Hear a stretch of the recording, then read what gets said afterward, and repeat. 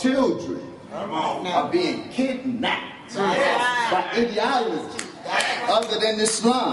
Gangs, Afrocentricity, or the so-called culture of hip-hop. We're losing our children to all of these other ideologies. It will be important. Growth, Kemet,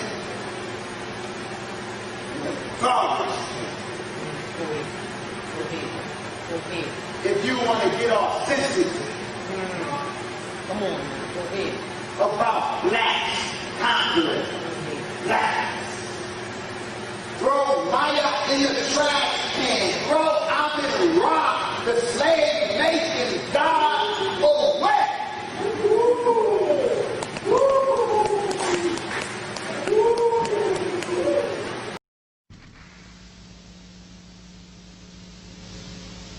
Yeah, I love Elijah Muhammad enough that if you attack him, I would kill you. Yesterday, today, and tomorrow. And I'm not a killer, but neither are you. But if somebody attack what you love, each one of you in here would become a killer instantaneously. Am I lying? Mother, let somebody look like they're attacking your child. Here's a woman who fought a bear because the bear snatched her baby. And she ran the bear down, screaming until the bear dropped her baby. Love casts out fear. We don't give a damn about no white man law when you attack what we love.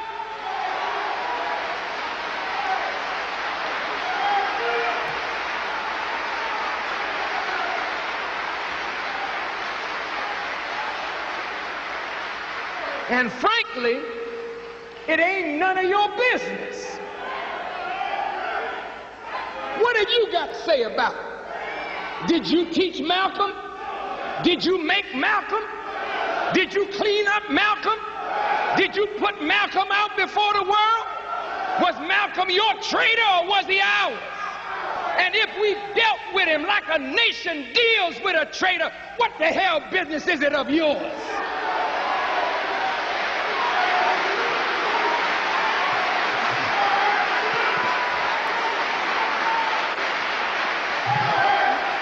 You just shut your mouth and stay out of it. Because in the future, we're going to become a nation. And the nation got to be able to deal with traitors and cutthroats and turncoats.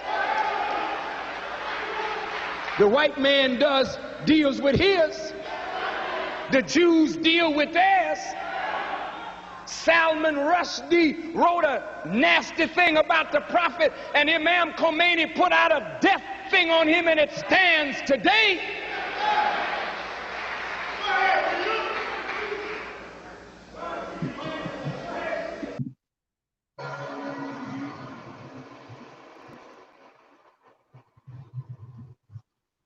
Greetings, brothers and sisters. I hope you're doing well.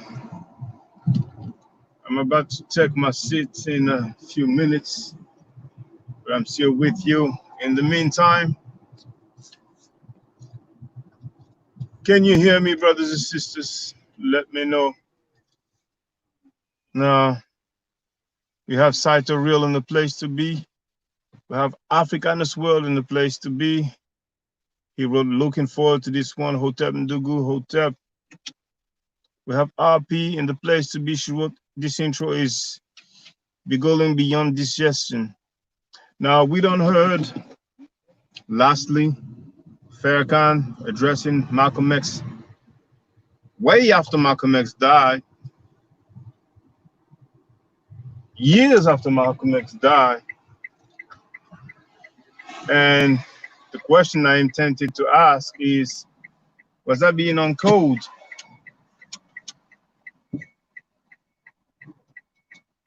Because I hear a lot of people who talk about, well, that's on code, he wasn't on code, she wasn't on code, and so on. So when somebody passes away, actually, no, it's not just somebody passing away. Somebody who died because he was executed. It was assassinated. Is it on code to say that kind of things? You just shut up and stay out of it. That's how people solve issues or address issues. But someone who was killed because he said something about a leader of an organization. We've heard the term attack. So apparently, Malcolm X attacked Farrakhan's leader enough for him to deserve death. And we had some analogy and comparison with other people who were murked.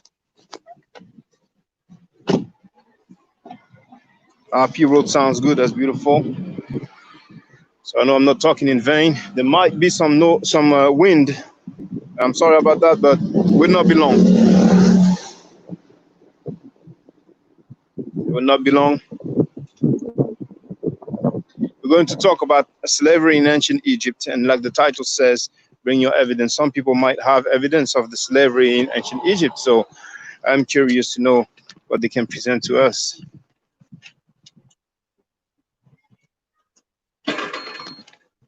Bear with me.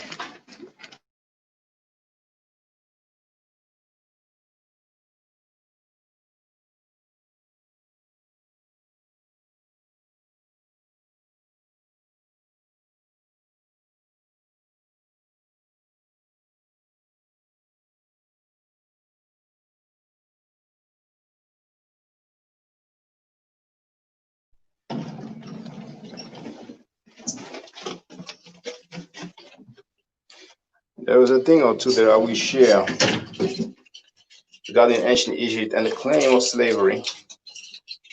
Inspired one is in the place to be as well. Here it is. Thank you all for being here. In the elevator, as you can see, I'm about to grab my seat.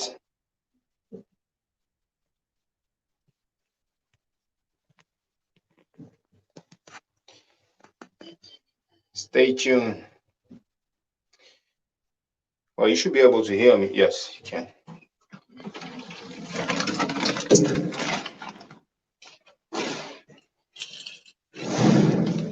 As unusual, I'm sorry about not being ready to start as I usually do, but some things are out of your control sometimes.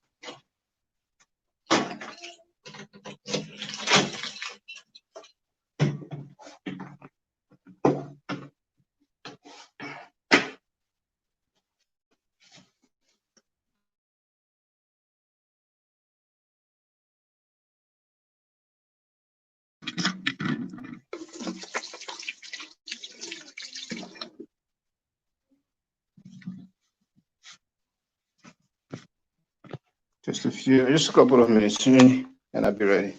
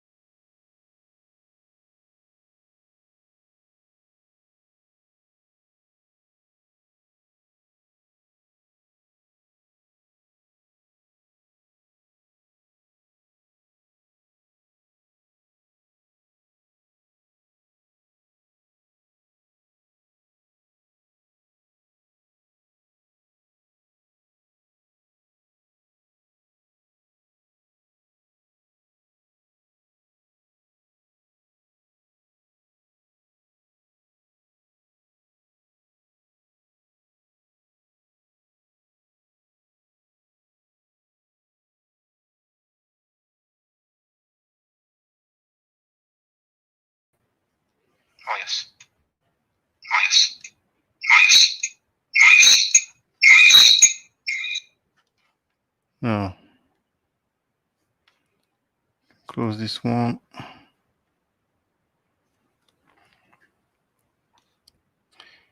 Let me remove that.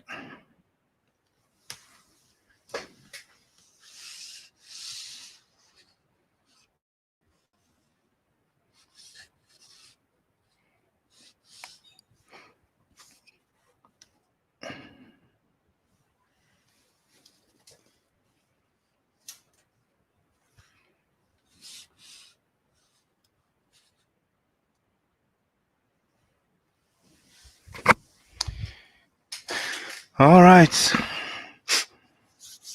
My apologies for being late. I'm sorry, Inspired One wrote, I'm still learning the content creators that appear to focus on African spirituality. I listened briefly to Sinus last night. He seemed knowledgeable but sounded a little argumentative. Who are you talking about? The content creators?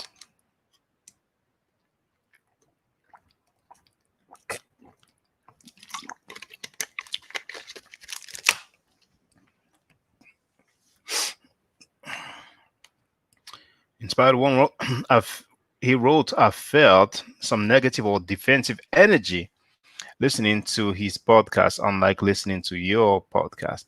But who was the guest? Are you just talking about Sanero or did you have a guest on?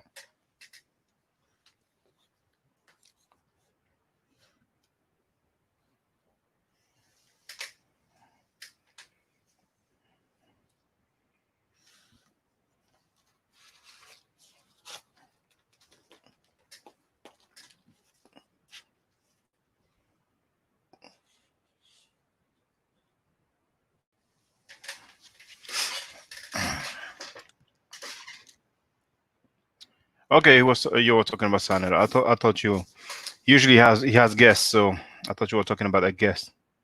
Oh, he did have a guest. Okay. Okay, all right. Okay, all right.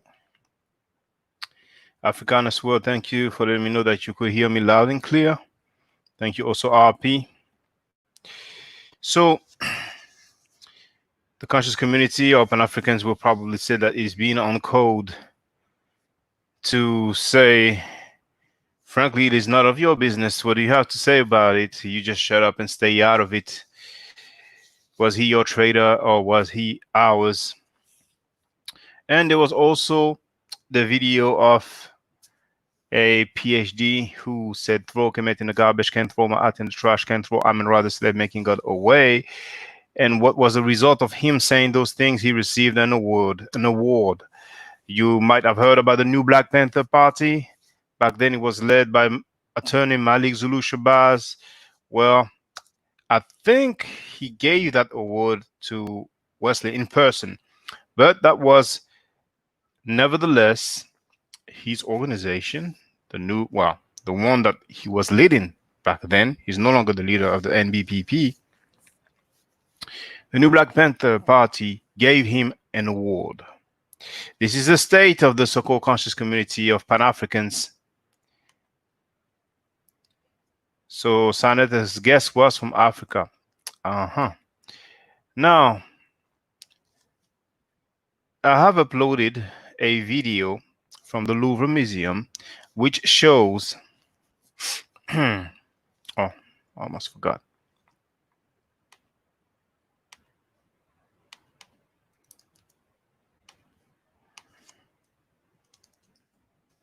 Calling link. I used to type in calling number when I had the radio broadcast, but now I'm just going to put calling link. I have uploaded a video from the Louvre Museum where we have an artifact of a scribe making accounts of witnesses in a legal dispute regarding the wage of a servant. Witnesses regarding a legal dispute about the payment of a servant. Some people might want to say, well, being a servant and being a slave is not the same thing. But could you picture in a society where the matter would be taken to court or any kind of legal system, in a society where a matter regarding the payment of a servant with witnesses, it wasn't just the person who was supposed to pay the servant and the servant himself addressing an authority. You also had witnesses. That same society for which we have an account of workers going on strike. Regarding pay, or maybe regarding food, but I think it was regarding pay. Can we even imagine that in that kind of society we would have slavery, full-blown slavery, or slavery to say however people define it, except the Asiatic black man way of defining slavery, because they equate us going to work from 9 to 5 with slavery. Some of them do. Now,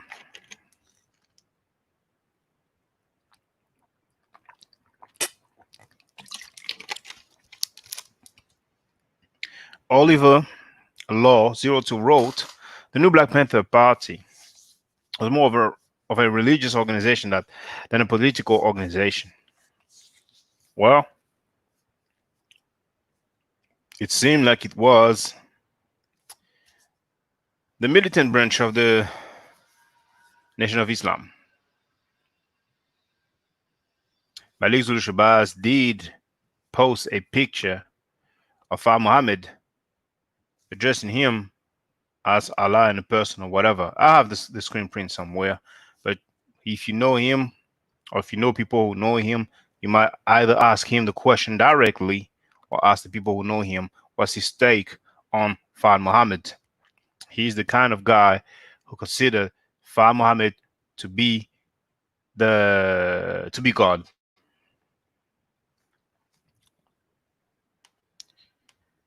Keksha wrote, hi brother Shaq, I hope you and your fam are doing well. Everybody's doing well, thank you, and I hope you're doing well as also. It's been a little while.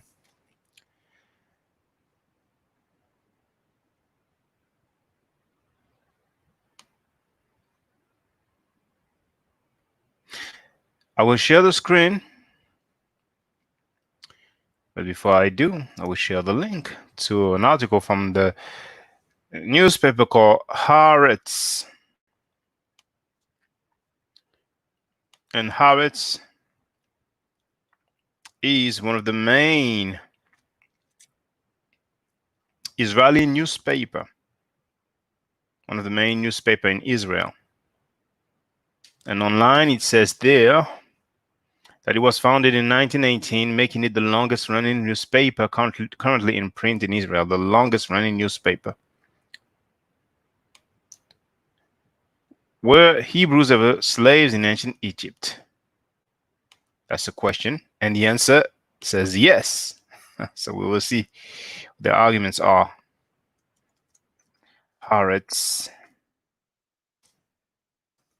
newspaper.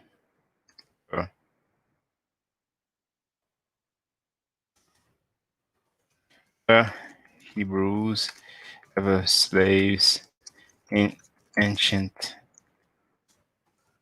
Egypt? Yes.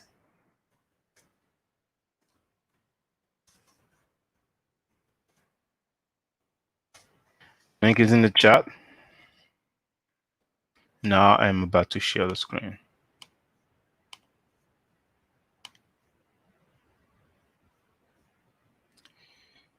Now I have no control over the advertisements.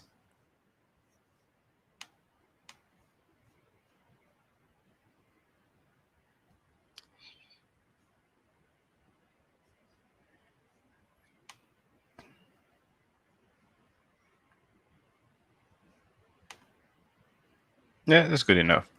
Now, for the record, the person who wrote that article, where is he now? There it is. Philip Borstrom. Just for the record,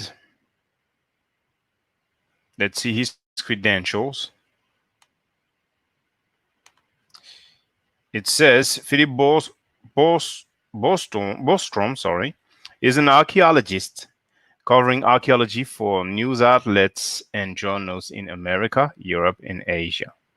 Bostrom holds a master's degree in classical archaeology from Gothenburg University and a master's degree in Near Eastern archaeology and history from Tel Aviv University.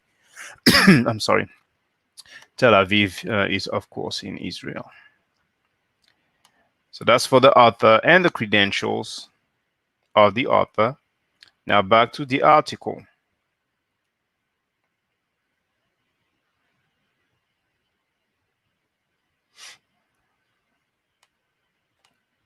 Great. It says there, the Ibsha relief from the tomb of Khnumhotep II, showing Semitic traders, sorry, possibly the Hyksos, coming to Egypt some 4,000 years ago. What's interesting is that with the credit, we have the name Neb Ma'at Ara from Wikimedia Commons. So this individual is an archaeologist, but he couldn't get the depiction from a book or a journal or directly himself. He got it from Wikimedia Commons. Neb Ma'at Ra. We have three words there. Neb meaning Lord or Master. Ma'at, you should all know it by now. The deity representing truth, justice, equality, balance, and so on.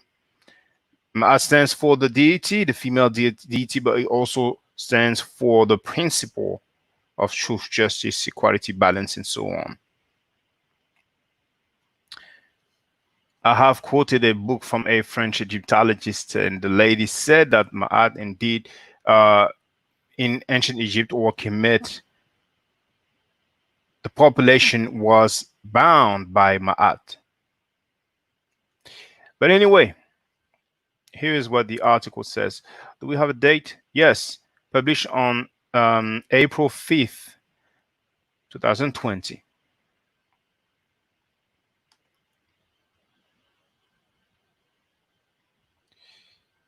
Keep the comments going. Keep the questions going, and I will go through them. Every Passover, Jews retell the story about the Hebrews' flight from slavery in Egypt and their miraculous escape across the Red Sea, giving birth to the nation of Israel. The colorful story has also been retold by Hollywood time and again, shaping the modern generation's understanding of the Israelite bondage in Egypt. But if ancient Egypt had slaves from the region known today as Israel, were there really Israelites? There is no direct evidence that people worshiping Yahweh sojourned in ancient Egypt, let alone during the time the Exodus is believed to have happened. There is indirect evidence that at least some did. What's for sure is that thousands of years ago, Egypt was crawling with Semitic speaking peoples. Isn't that interesting already? That it says there is no direct evidence that people worshiping Yahweh sojourned in ancient Egypt, let alone during the time the Exodus is believed to have happened. But let's carry on, because he's going to try to take it home eventually. Usually when you have articles, the question is asked, it's at the end that they will answer either by yes or no, or possibly, or we don't know. But there, you have seen the title. The answer to the question is directly mentioned in the title. Canaanites ascendant. Throughout antiquity, Egypt was known as the breadbasket of the world. The annual flooding of the Nile produced rich harvests, and when famine hit neighboring lands, starving people often made their way to the fruitful soils of Egypt. The archaeological record clearly shows that at least some of these people were of Semitic origin, coming from Canaan specifically, and the Levant in general. So, brothers and sisters, I haven't made that up. This article is from an archaeologist, and I've read the other titles. Keep the comments going. I will read them. I see that there are some comments. Keep them coming. So, first, it says that there is no direct evidence that people worshiping Yahweh ever sojourned in Egypt, let alone during the time that the Exodus was believed to happen. And now, here, what it says, what does it say? That when famine used to hit neighboring lands, starving peoples often made their way to the fruitful soils of Egypt. This is the thanks Egypt get. This is the thanks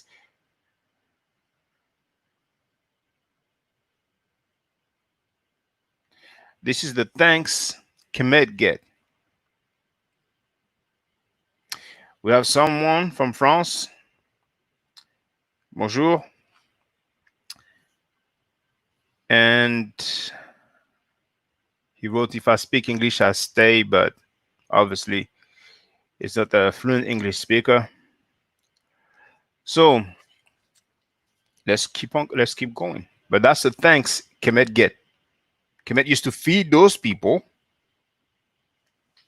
the neighboring countries, neighboring land, neighboring territories, and now Kemet is seen as a land of evil who have enslaved people and so on. Sac passé, Pat.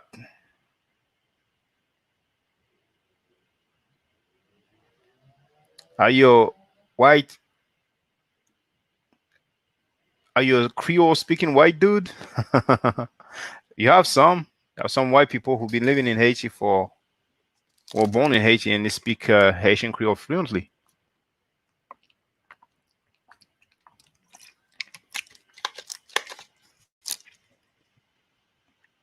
Let's keep going.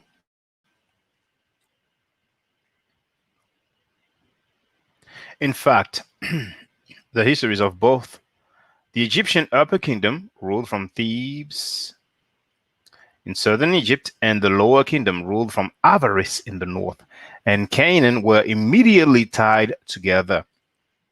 Starting over 4,000 years ago, Semites began crossing the deserts from Palestine into Egypt. The tomb of the high priest Numhotep II of the 20th century BCE even shows a scene of Semitic traders bringing offerings to the dead. Top picture. Here is the top picture. That's the top picture there. Those two are Egyptians. Those are the Semitic people.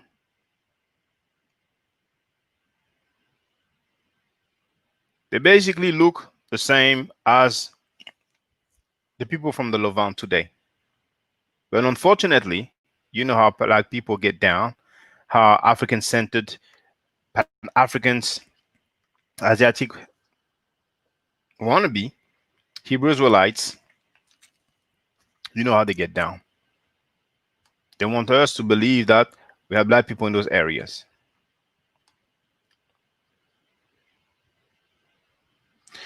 Some of these Semites came to Egypt as traders and immigrants. Others were prisoners of war, and yet others were sold into slavery by their own people. God damn it.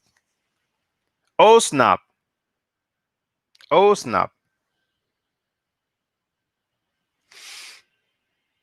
You will probably not believe me if I tell you that I did not read this article. I came across it, I prepared it, and left the tab open there. And as you have seen, I could not even start the live stream at my usual seat. I'm discovering the article as we go along. And let me repeat this. Some of these Semites came to Egypt as traders and immigrants. Others were prisoners of war, and yet others were sold into slavery by their own people.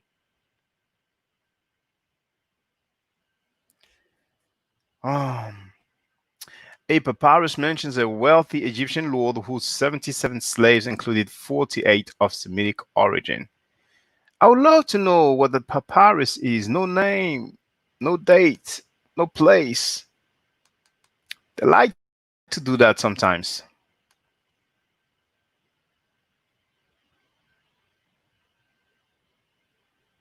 In fact, by the late Middle Kingdom era, around 3,700 years ago, Canaanites had actually achieved absolute power in the form of a line of Canaanite pharaohs ruling the lower kingdom, coexisting with the Egyptian ruled upper kingdom.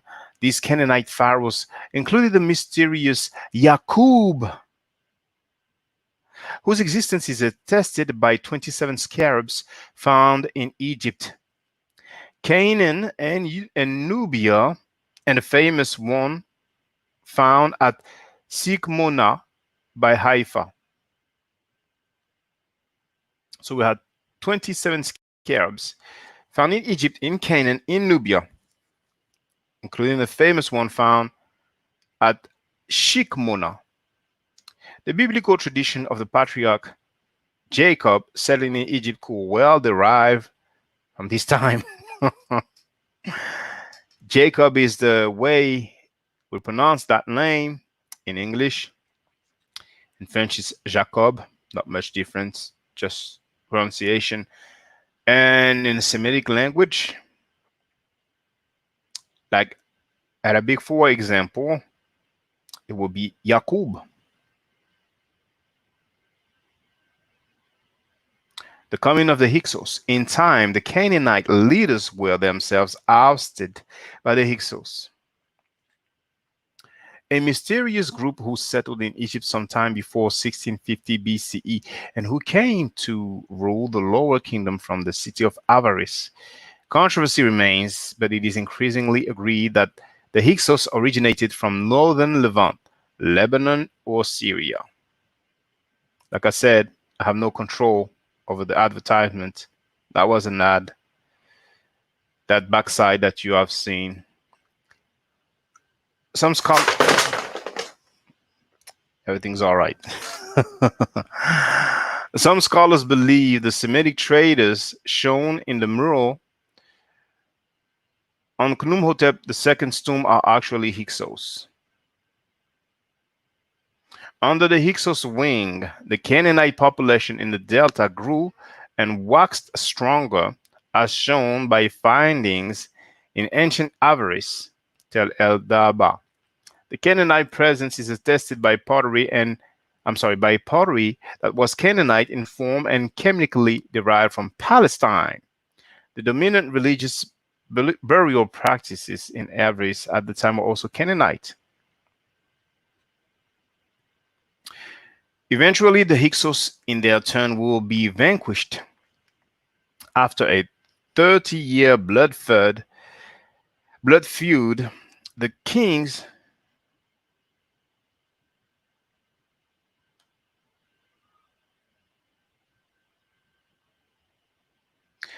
of Thebes, led by Ahmose I, prevailed, capturing Avaris and united the lower and upper kingdoms into a single polity, the New Kingdom. The Hyksos were driven out of Egypt through the Sinai into southern Canaan.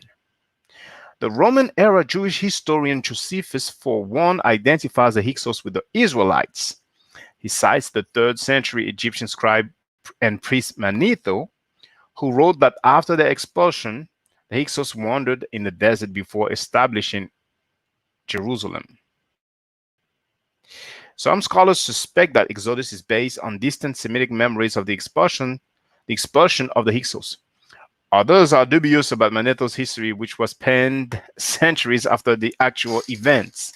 Isn't it interesting, brothers and sisters, that when it comes to, I'm sorry,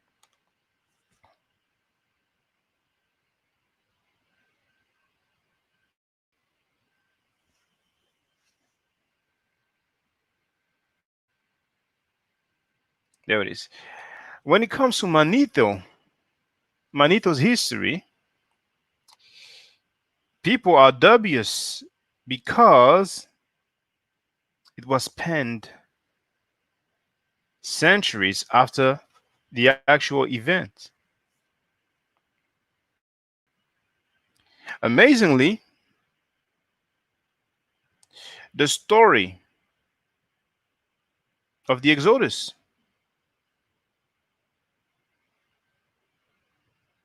Keep the comments going, brothers and sisters. The story of the Exodus. The stories in the New Testament, particularly the Gospels, were penned decades later and probably centuries later for some of those stories. The Gospels. I want to see the quality of this thing,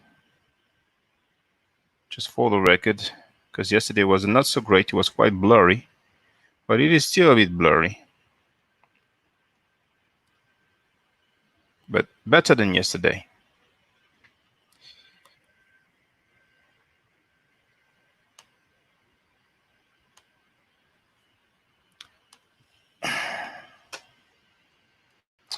Here we have an ancient Egyptian war art showing Ahmose defeating the Hyksos. Credit Wikimedia Commons. I'm not an archaeologist nor a historian, but I show you primary record most of the time, but that's just imagery. What matters the most is the allegations or the scholarship, as some will call it. Also, the Hyksos were expelled monarchs of Egypt, not slaves. Ultimately, they are not a very likely source for the Haggadah story. Yet another school thinks the Exodus happened hundreds of years later during the time of the New Kingdom, and some suspect there were multiple expulsions and events that merged over the millennia into the Passover story. Enslaved by war, Ahmose not only expelled the Hyksos, he united ancient Egypt and began the process of expanding its empire to stretch over Canaan and Syria too. Egyptian scribes of Ahmose I and Thutmose III wrote boastfully of campaigns in the Levant, resulting in captured prisoners being enslaved in Egypt. Various descriptions perfectly match scenes in the Passover Haggadah. I'm curious as to the meaning of Haggadah. Haggadah.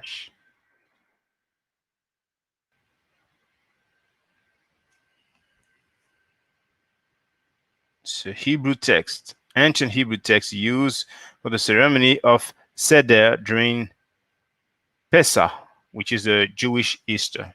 Okay. The setting described in Exodus could be Egypt's East Delta, where the Nile floods every year. The area, let me see if yes, it shows okay. Great. Keep the comments going, questions going. I will go through the comments in the chat. The setting described in Exodus could be Egypt's East Delta, where the Nile floods every year. The area has no source of stone, and mud brick structures repeatedly melted back into the mud and silt. Even stone temples have hardly survived here. Physical evidence of slaves working there isn't likely to have survived. What a coincidence. We have so many things that have survived. We have so many records that have survived. But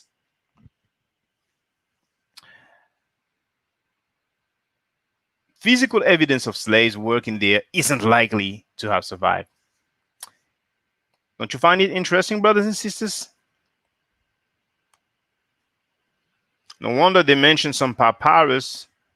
They mention some things, but we don't have no names. We don't know what the records are. because some people can go through the text and find out what word was used and basically translate. But a leather scroll dating to the time of Ramesses the second, describes a close account of brick making, apparently by enslaved prisoners of the wars in Canaan and Syria, which sounds very much like the biblical account. Now, once again, brothers and sisters, we have a mention of a leather scroll, nothing else. Usually, we tend to have names, location, date. Sometimes they even say this is located there in that museum or that temple. So if we want to look for it to verify, then good luck to us. Furthermore, it says, let me put this here. Furthermore, it says that it is describing a close account of brick making, apparently by enslaved prisoners. Apparently. So right now it appears to be guesswork. Apparently.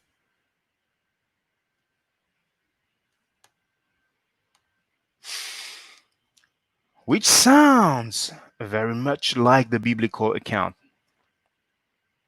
No kidding. The scroll describes 40 taskmasters, each with a daily target of 2,000 bricks.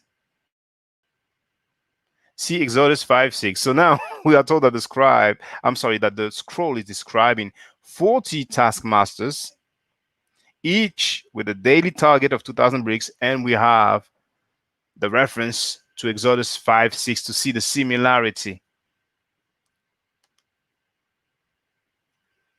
Sounds like someone to me. Someone in the conscious community circle. But anyway, before I go on, I did not see how many likes we have for this video. 14 likes, not bad. I'm not going to complain. That's a good look. Thank you for all the likes, brothers and sisters. Other Egyptian papyruses, Anastasia III and Anastasia IV, discuss using straws in mud bricks as mentioned as mentioned in Exodus 5:7. You must not gather straw to give to the people to make bricks as formerly. Let themselves go and gather straws for themselves. So even there, we have no mention of slavery in those two papyruses. However, I did mention, particularly to the French audience, a papyrus called Anastasia V. And on that Anastasia V papyrus, there's a mention of two runaways. People went after those runaways. Now, I don't know what they did. But you would think if we have a record of two runaways chased, how come we don't have a mention of Pharaoh and his army perishing in the water? In a society where they will record, where they will make notes, where they will make mention of two people who ran away and being chased by the government, by government agents or officials, wouldn't you think that the day Pharaoh and his army die in the water, somebody would say, you know what? I was tired this morning, but now that I had some rest, I would at least write down that our Pharaoh died today. You know, that's the least I should do. And if I'm not too lazy, I will mention that his army also died in the water. But if I'm too lazy, I will only mention the Pharaoh died today. The Pharaoh is the ruler. So that's the equivalent of a king in the Western world. Wouldn't you think that someone will mention when the ruler dies, when the king dies. Qu'est-ce que tu attends? Oh. Oh, maman. Oh.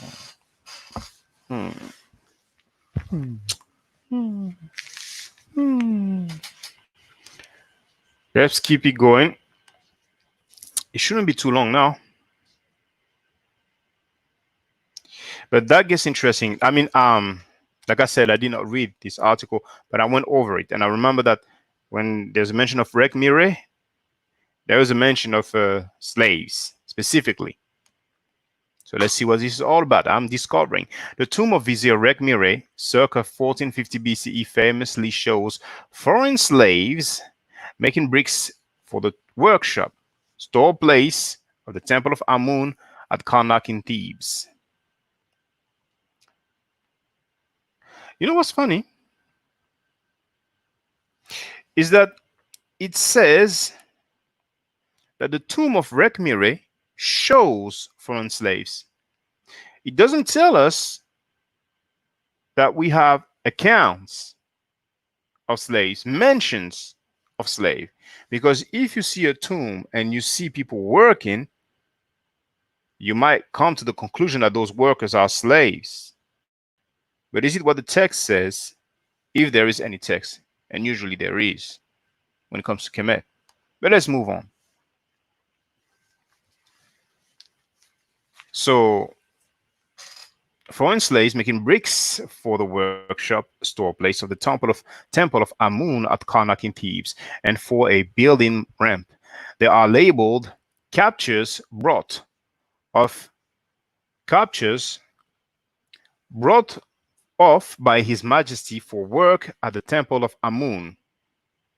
So they were captured, and if they had to do some work, it might be forced labor. It might be.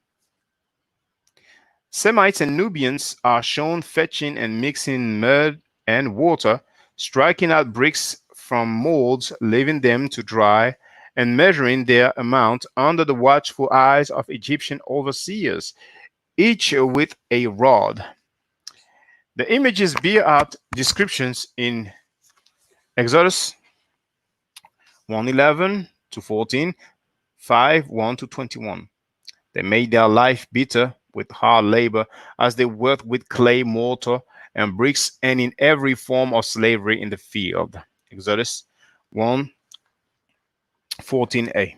I don't know what 14a means. I mean, I know about chapters and verses in the Bible, but letters, that's new to me, but maybe it's a typo. I think it's a typo. Brothers and sisters, don't you find it interesting that this is an article about slavery in Egypt, in ancient Egypt? The question is asked, were Hebrews enslaved in Egypt?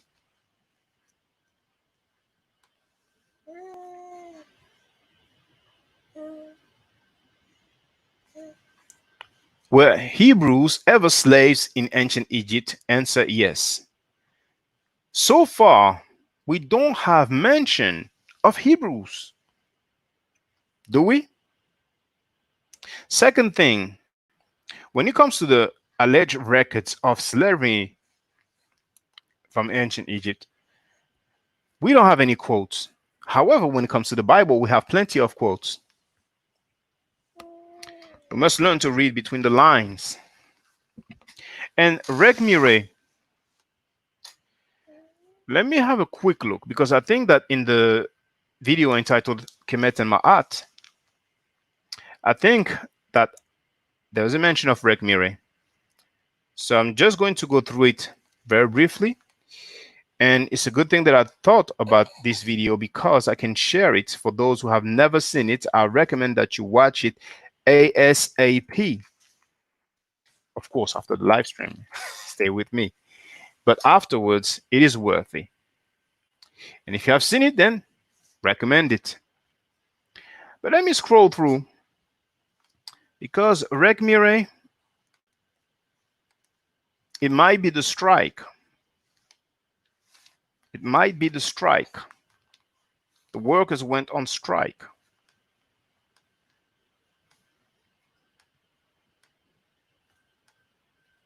That's different places. Let me go further. Just having a quick look. Don't want to spend too much time. But I could have sworn.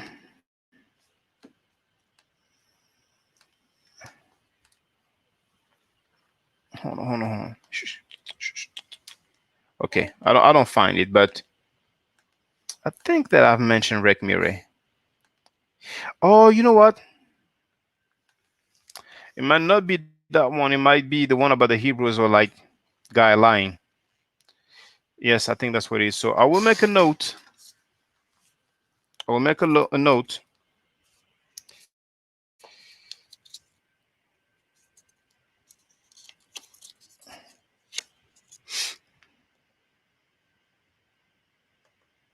Rek Mire.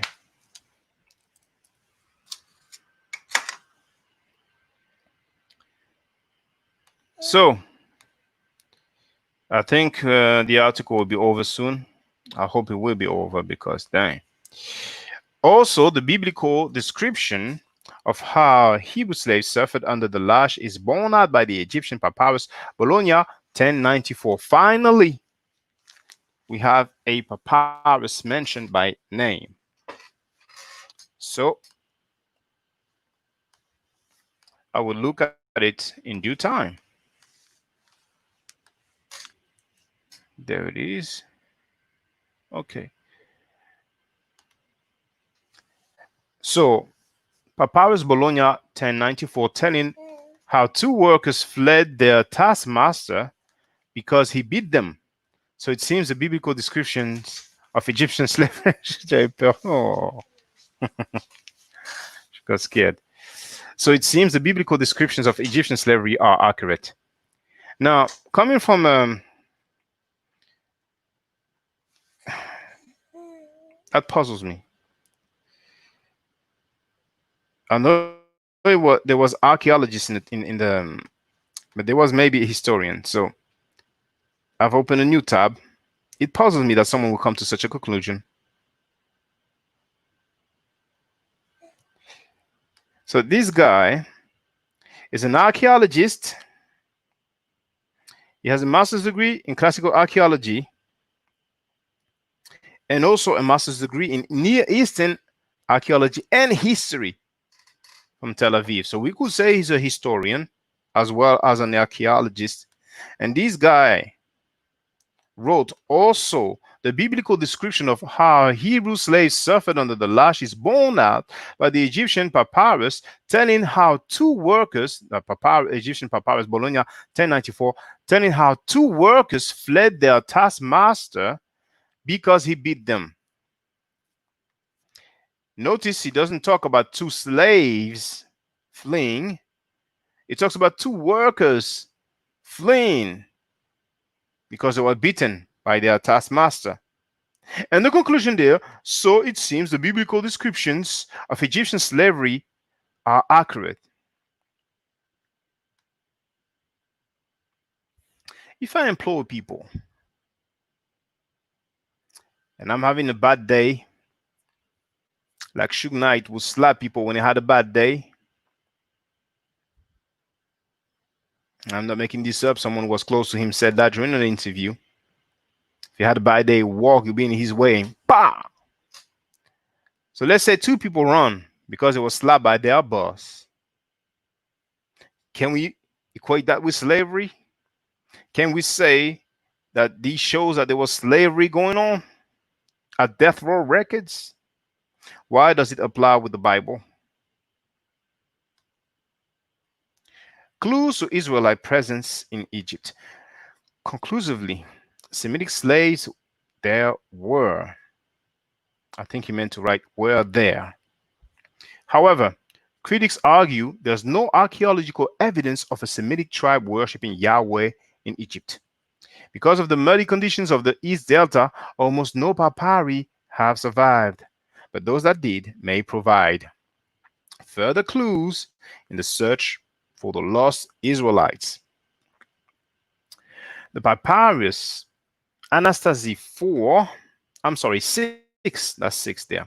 The papyrus Anastasia 6 from around 3,200 years ago describes, so that's 1,200 BC, describes how the Egyptian authorities allowed a group of Semitic nomads from Edom who worship Yahweh to pass the border fortress in the region of the region of Cheku, which is Wadi Tumilat, and proceed with their livestock to the lakes of Pithom.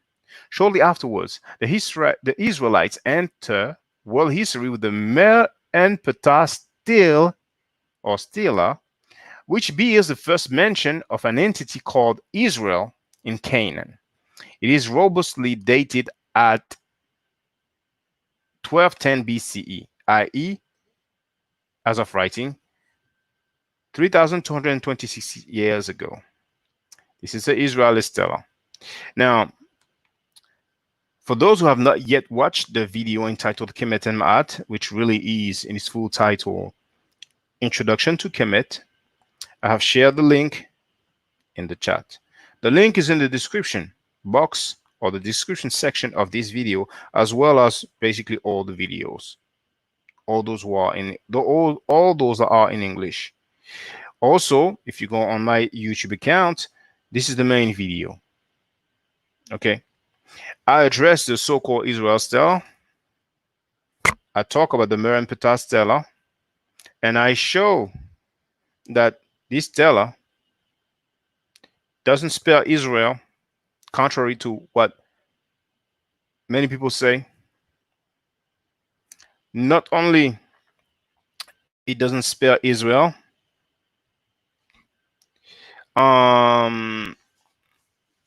it's talking about people, because we have the determinative of the man and the woman plus the three strokes of the plural.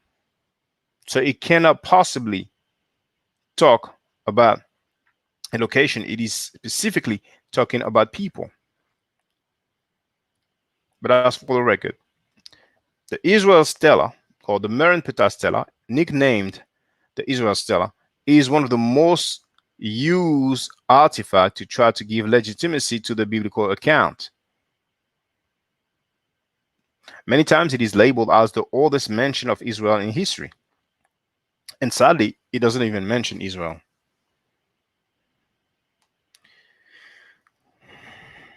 The Mer and Ptah stele, which states, Israel is laid waste, its seed is no more. Credit, WebScribe, Wikimedia Commons. Now, you have read that translation? Israel is laid waste. It doesn't spell Israel, but anyway. These Yahweh worshippers were in ancient Egypt well after the Exodus is supposed to have happened. Members of the Yahweh cult may have existed there earlier, but there is no solid evidence for that. There are, however, indications. See, brothers and sisters, this is someone who wrote for the longest running ever newspaper from Israel. And he's trying hard. He's trying hard.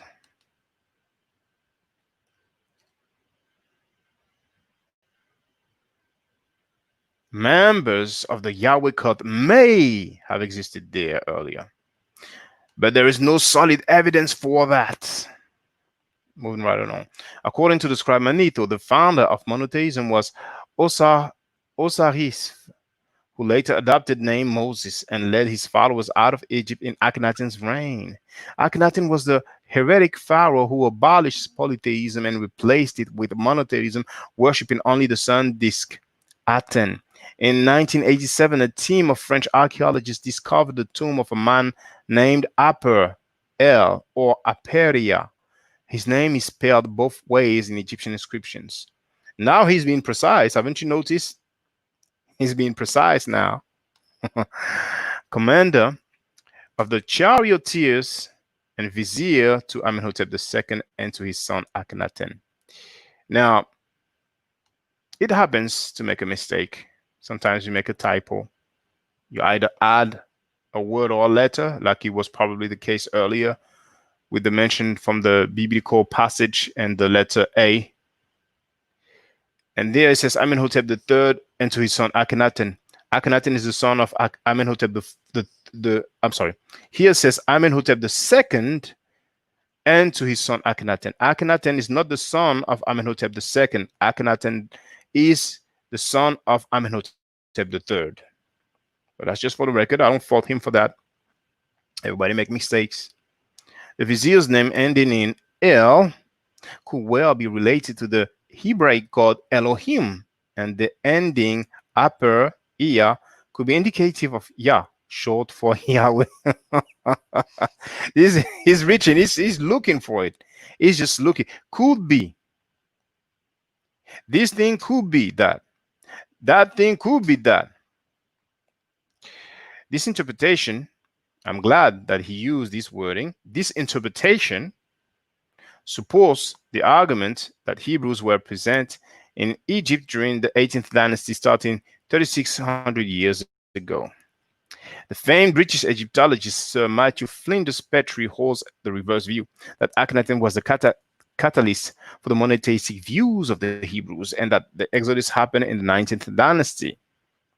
So, did the Exodus happen? Asked Hatshepsut. It's interesting that we have the article that mentions, I asked a question if the Hebrews were enslaved in Egypt, and the answer is yes. But in the article, the author is struggling to demonstrate presence of Hebrews, let alone enslaved in ancient Egypt. Exodus 12:37. My goodness. Maybe we should come up with a book and we should cover history from, let's say we start from the creation of time. We come up with some cosmogony or cosmology, and we say this is how the world was created, and we go to more recent time. And every time we want to make a claim, we can say, according to our book, that many years ago, this happened and that happened and so on. Maybe we should do that. So we will have a book of reference for world's history, starting from creation. And we could make many hypotheses and put interpretation. And when it suits us, we say, according to our book on chapter so and so and verse so and so, it says that. So it's possibly validating our book. I don't know. Exodus 12:37 says, 600,000 men on foot, beside children, went out from Egypt.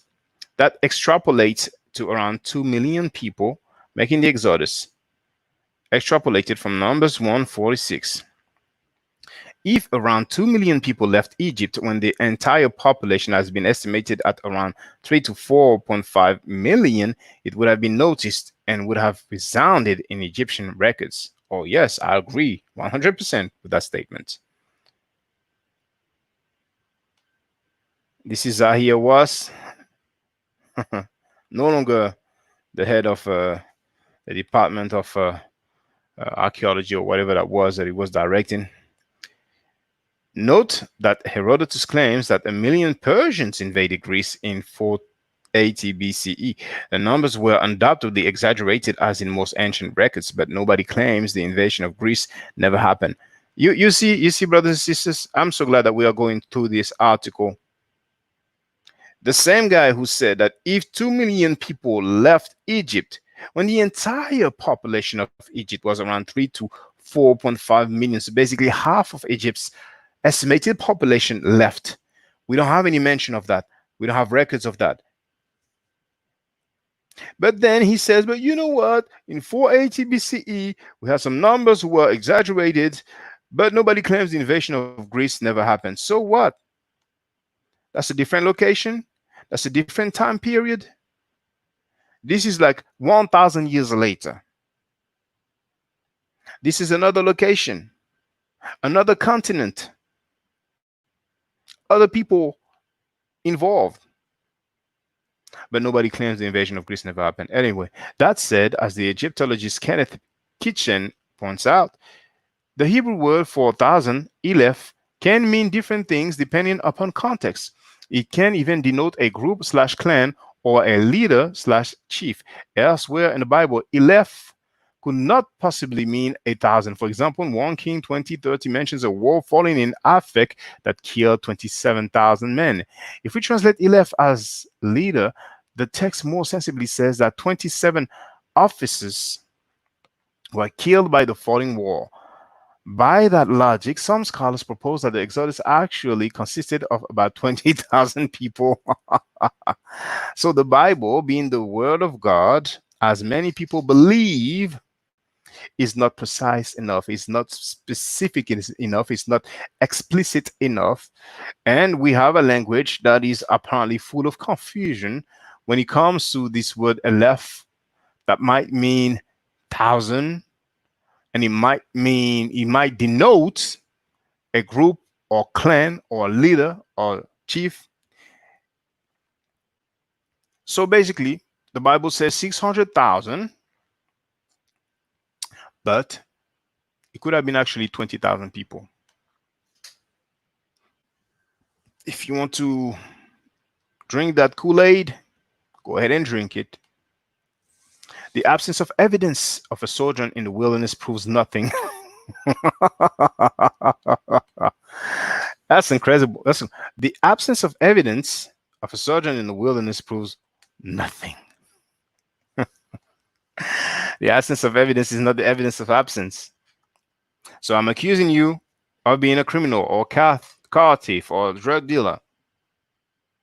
I don't have any evidence, but the absence of evidence is not the evidence of absence. So I don't have any evidence, but it could be true. How does that sound?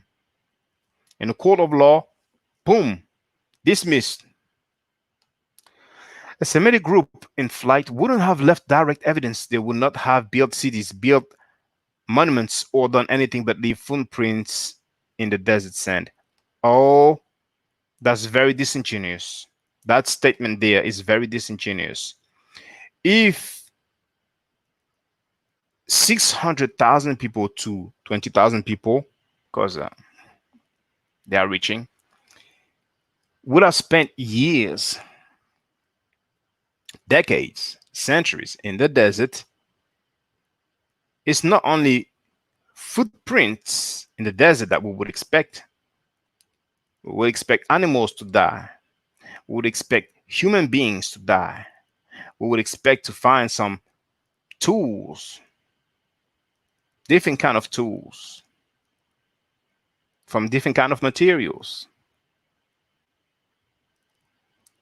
Tools used for war, tools used for cooking, maybe some cloth. More than footprints in the desert. Is there anybody here that believes that they would just make the journey and nobody died? Nothing was broken, nothing was left behind? Are you aware that they've been searching in the desert in Sinai for the longest? And some came to the conclusion that it was folklore, but I might come across that quote some other time. But anyway, let me finish with this.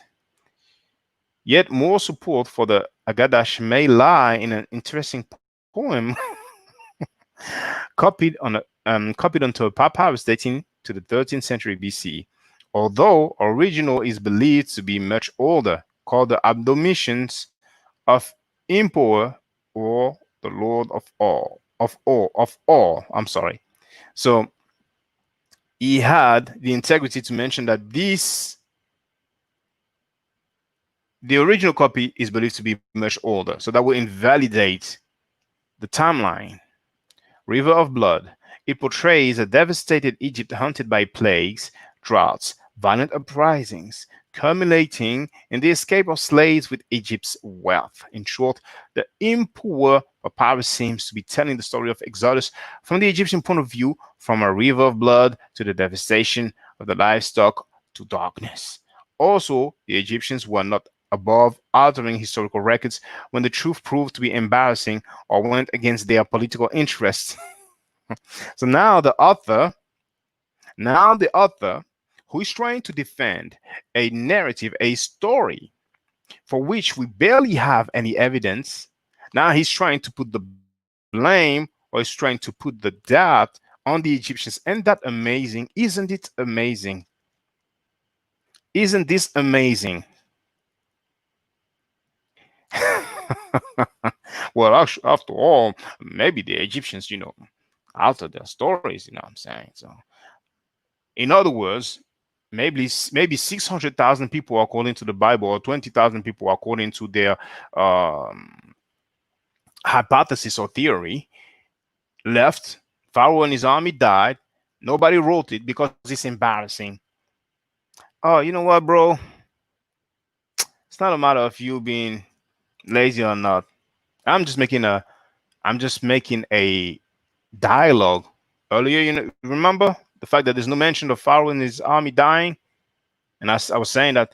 Well, today at least I'm going to mention that Pharaoh died. So the guy is talking to me. I said, "Well, you know what, man? Don't write down, man. Don't write that Pharaoh died, man. It's embarrassing, man. It's not a good look for us, man. We don't look good, man. Just don't mention it, man. We keep it moving, man. We keep it pushing. Don't mention that Pharaoh died. Don't mention that his army died. Let's act like it's all good in the hood." Does that make sense to y'all? Also, the Egyptians, okay, I've read that. It was not the praxis of the pharaohs to advertise their failures on temple walls for all to see. When Thutmose III came to power, he tried to obliterate the memory of his predecessor, Hatshepsut. Her inscriptions were erased, her obelisk surrounded by a wall, and her monuments were forgotten. Her name does not appear in later annals. Now, this is very interesting. Now, we have the situation of Hatshepsut. If I'm not mistaken, she was older than her brother, and she decided to rule as a pharaoh. Traditionally, the pharaoh will be a male, but she decided to rule, and she did rule. And we have her temple, which is very nice looking. She's also known for having sent an expedition to Punt. Now, I can't recall if she went there herself, but an expedition to Punt was made. So we have quite some records of her. As a matter of fact, spoiler alert, from Belgium's museum, you will see a depiction of Hatshepsut, Queen Hatshepsut. So her younger brother grew, and apparently he felt some kind of way. Can you imagine? Traditionally, you have male rulers, but his big sister went to the throne. So when he gains power, he's like, I don't even want to hear about her, man. The nerve of her to take the crown when I was supposed to take the throne, the nerve of her. So now the author is making an analogy between a family situation,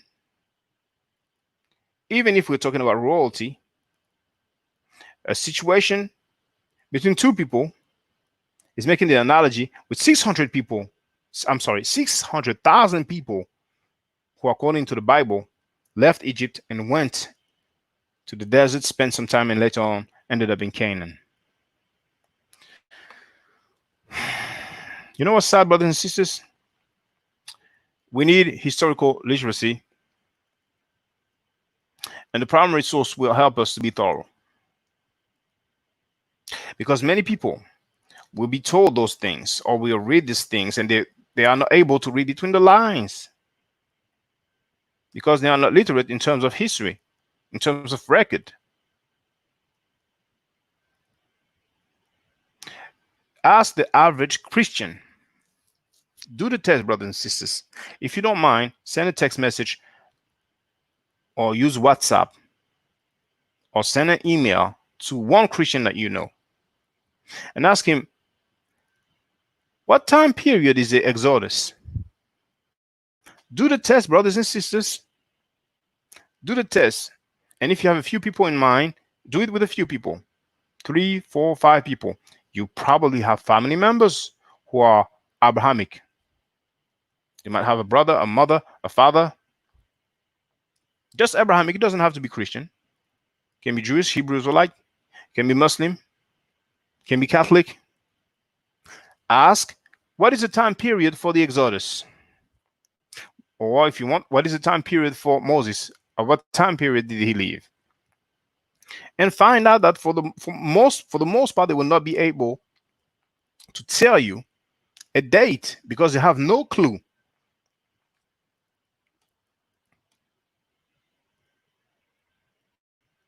Moreover, records of administration in the East Delta seem entirely gone. Generally, the biblical writers interpreted actual history rather than invent it. Oh my.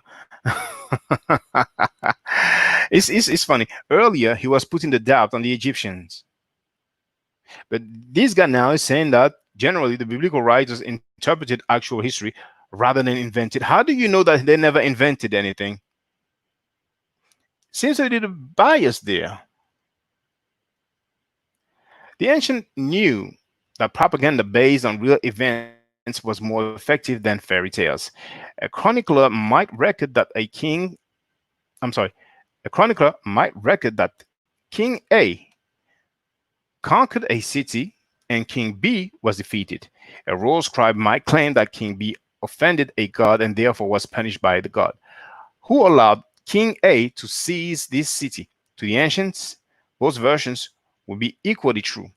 But that guy fails to say, and I don't blame him for that because he's not going to shoot himself in the foot or gives an indication that there are reasons to doubt the biblical narrative, the Abrahamic narrative. The main point, brothers and sisters, is that those stories of the Bible, of the Quran, the Tanakh, those Abrahamic literature, those stories were written way after the facts. Now, when you write after the facts, you can present it to the people and say, this is what happened in history. But it's very easy and very convenient to write after the fact. I'm not old enough, but some people are older than me. How about they write, one day I was jogging, and here comes Muhammad Ali after he had just won the world championship in boxing. And as I was jogging, we bumped shoulders. And I told him, be careful. And he goes, you be careful. And I said, I don't want any trouble. He says, well, here trouble is here in front of you. What's up? And we fought, and I whooped his behind. How would that sound? Muhammad Ali is no longer there to confirm or deny that account. How would that sound? Wouldn't it sound convenient? You can write about anything after the facts. Matter of fact, indeed, you can say such and such war happened and I predicted it because God spoke to me and God told me that they're not acting right. So God wasn't happy and he was about to punish them. And just like I have predicted 2 years before it happened, it actually happened. But all of this is written after the facts. That's how we've been played, brothers and sisters. It's as simple as that. It's a matter of belief. Either you believe the story or you don't believe the story. And one of the key elements amongst Christians, Muslims, is faith. And faith is synonymous. Faith is synonymous with belief, and believing is not knowing. However, many Egyptologists or archaeologists dance on the head of a pin. Each will have his own perspective on the Exodus story. None will have any evidence beyond contextual evidence to support their theories. Well, it is true that not all historians or not all archaeologists agree. However, there's something called consensus. That's when you have a considerable amount of the said people who more or less agree with a particular narrative, depending on what the data allows them to say. The consensus might be even the majority or at least half of, let's say, archaeologists or historians. And it's true that some people have some unconventional theories or hypotheses, but the consensus is usually there. So it's very easy to try to put the fault or try to put the doubt on the narratives of the Egyptian, while saying, well, you know what, the Israelites actually they were not used to just invent things. Generally they were talking about historical events.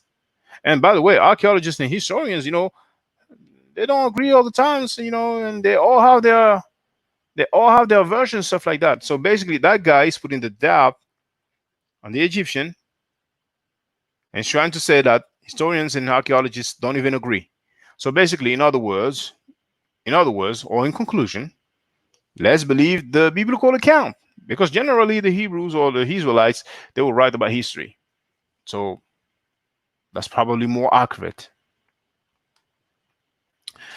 The Exodus could be a distant Semitic memory of the expulsion of Hyksos, or small-scale exoduses by different tribes and groups of Semitic origin during various periods, or it could be a fable. He deserves some applause. I never expected that from him. After all that I've read, he's trying to be fair now. Psychologically, though, why would scribes invent a tale about such a humble and humiliating beginning such as slavery? Nobody but the Jews describe their community's beginning in such lowly terms. Most people prefer to connect their leaders to heroic deeds or even to claim a direct lineage to gods. This is extremely disingenuous. He's trying to argue as to the probability that the biblical narrative would not have been invented because of such a humble and humiliating beginning. That's not the beginning. That's not the beginning. Some of us have read the Bible. Now, this issue of the chosen people, doesn't it start with Abraham? Doesn't it start with Abraham? Didn't God tell Abraham that to look at the skies and count the stars? And Abraham said, oh, I cannot count. And God told him that it will be the same for his descendants. That's way before the accounts of the Exodus. So I think that's extremely disingenuous what this author is writing right here. God speaking directly to Abraham. That's not a humble and humiliating beginning. It doesn't start with slavery. But anyway, at the end of the day, if the story of the Exodus is all matter of faith, at the end of the day, there's many typo there. Something is not right with me here. But at the end of the day, the story of the Exodus is all matter of faith. This article does not aspire to prove the historicity of the Passover, Haggadah, or that the land of Israel was promised to slaves coming out of Egypt. It just proves that there were historical figures and events that could have inspired the Exodus accounts. So, as we lift our cups and recite the coming out of Egypt, let us think about the story that has captured the imagination for millennia, and remember that sometimes truth is stranger than fiction. It should be an A here, don't you think, brothers and sisters? And think back on Upper El, a Hebrew slave who did not disappear in the mud along with the Yahweh worshipping nomads who settled in Egypt. This article was originally published in April 2016. It would have been better for them to write that sentence right underneath the date given underneath the title, which is 2020. See here? But never mind. We'll have 4 years apart. Now I will go through the comments. Thank you for bearing with me, brothers and sisters. It was entertaining, but also painful. It's a bit tiring to put some perspective on the claims of people. And as you can see, we don't only have black people who are reaching to try to prove the narrative of the Abrahamic belief system. We have all sorts of people doing that. And this individual, The credentials doesn't mention PhD, but still he holds some title. And we have many PhDs who are believers, who have faith, and they are trying to validate that story. And because they have PhDs, they are authorities. So people will rather listen to them more than to listen to someone like me or others who say, let's look at the data, let's look at the record, and let's see what it says. And it's very sad that we even have the mention of the Israel Stela, where it does not even mention Israel. It does not even mention a location. There are many comments, so we will go through them. So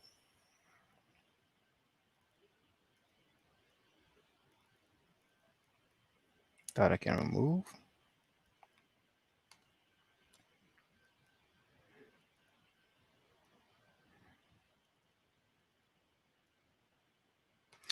Kexa wrote, that's weird because I don't think any archaeologists have found any evidence of Israelites being enslaved in Egypt by Egyptians. Well, if there was evidence, it would be very obvious. What kills me is the fence riders. The Kemetic fence riders, the conscious community fence riders, the Pan-African fence riders, the African-centered fence riders. They're setting us back so many years. Their logic is extremely flawed, and they are trying to appeal to Abrahamic believers. Oliver Law 02 wrote, one of the positive affirmations of Ma'at says, I have not enslaved my brother. None of the Occidental Abrahamic religions condemn slavery. Interesting point right there. Kexa wrote, so not an Egyptologist. Well, he says he's an archaeologist covering archaeology, and he has a master's degree in classical archaeology and a master's degree in Near Eastern archaeology and history from Tel Aviv University. So I would say no, that is not an Egyptologist. And it's good to know for the record, it doesn't mean that only Egyptologists can speak about ancient Egypt, but it's good to know. Kexa wrote, I think the only time there may have been slavery in Egypt is when the Hyksos, foreigners from the Middle East, came and took over northern Egypt for a while, brought in slaves, and enslaved Egyptians.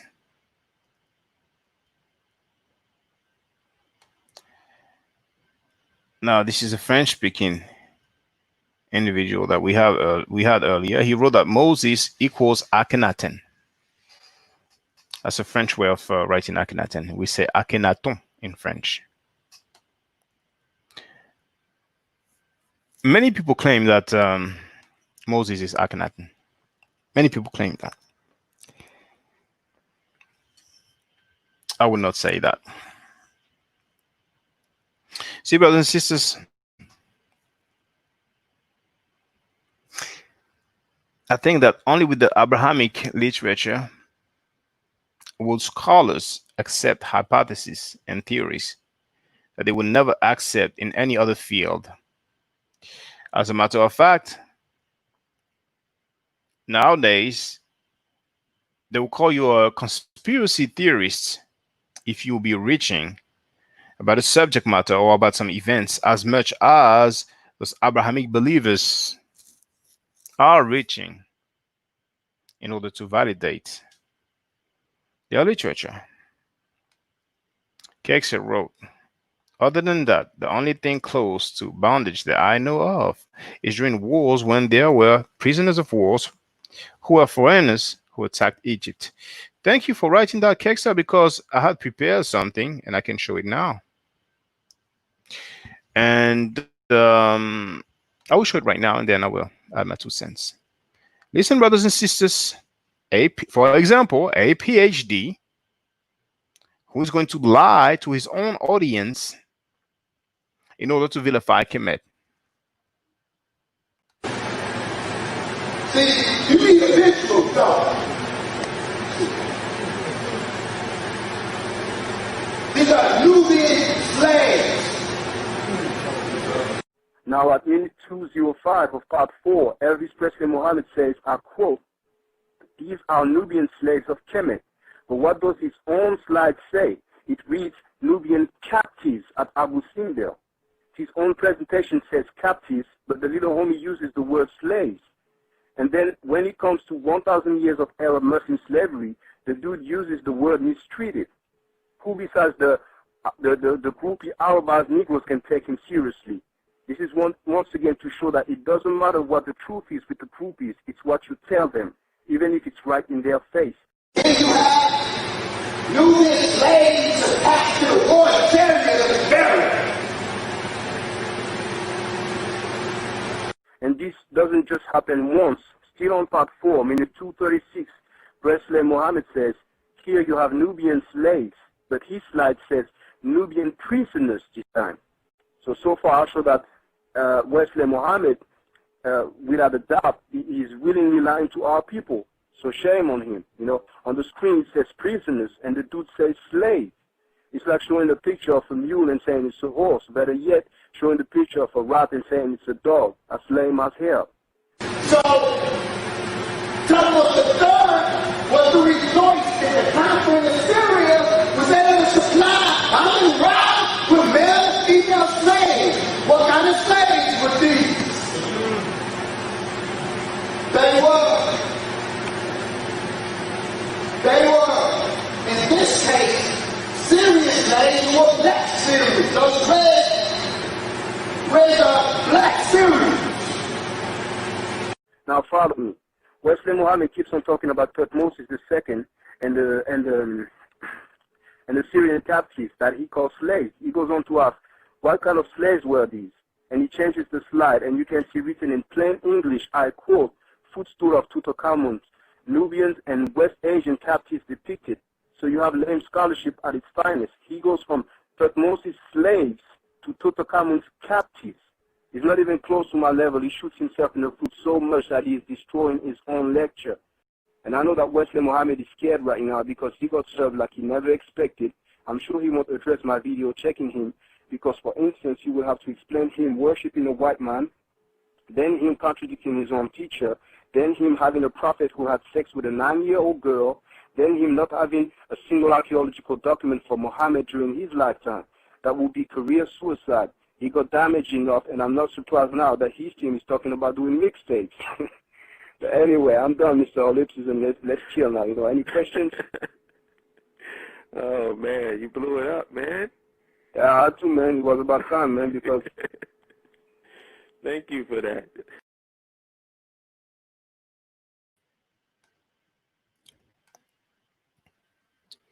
Okay, so I would like this to be, you don't really see the bottom there. Oh, by the way, what you heard was yours truly back in 2010. It was January 2010. I was being interviewed by my brother Holipsism for his Blog Talk Radio broadcast. And that was fresh after I've heard Wesley Muhammad say, throw Kemet in the garbage can, throw my out in the trash can, throw Amin rather than making God away. So I was not happy.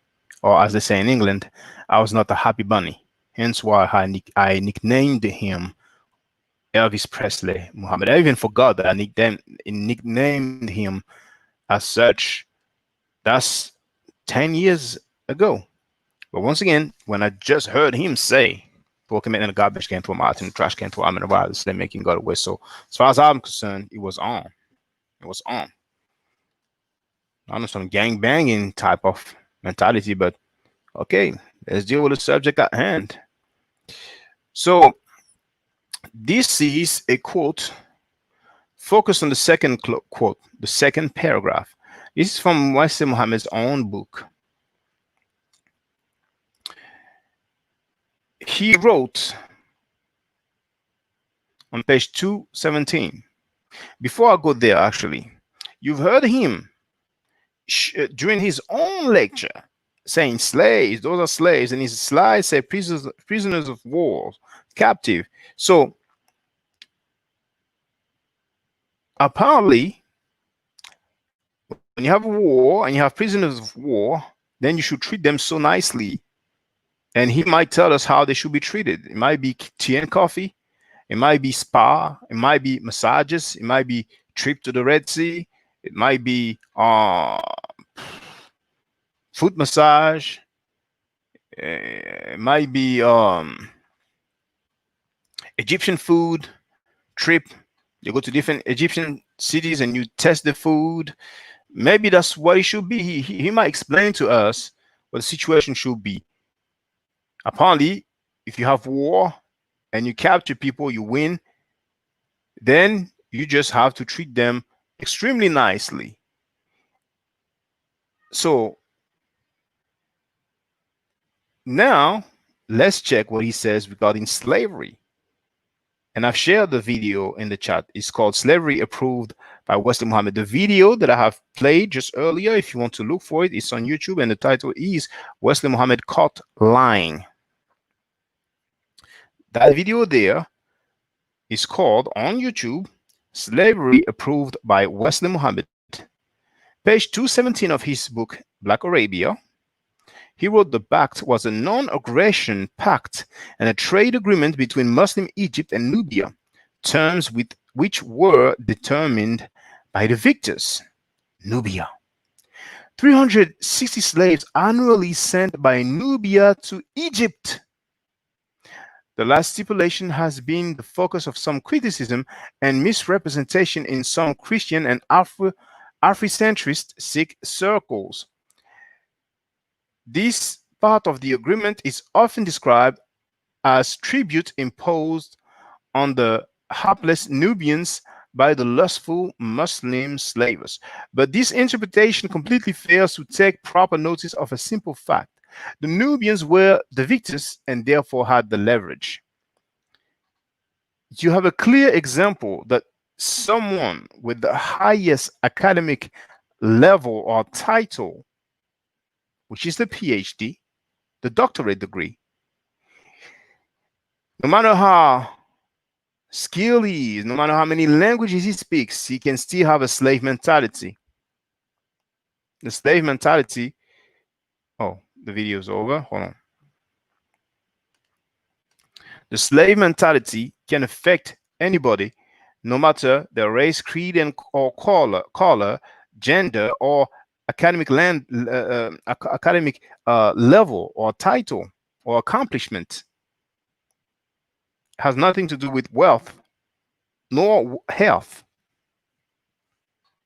So now that we have a backed agreement which says that Nubia had to send 360 slaves every year to the Muslims, all of a sudden, slave-minded Wesley Muhammad says that Nubia were the victors. The Nubians were the victors. And the terms were determined. Hold on. What was the sentence I wrote? The Nubians were the victors and therefore had the leverage. Can you imagine? And he goes on to say that this backed agreement was misrepresented in some Christian and Afrocentric circles. So when you have prisoners of wars, when Black African people have prisoners of war, it's slavery for Wesley Muhammad.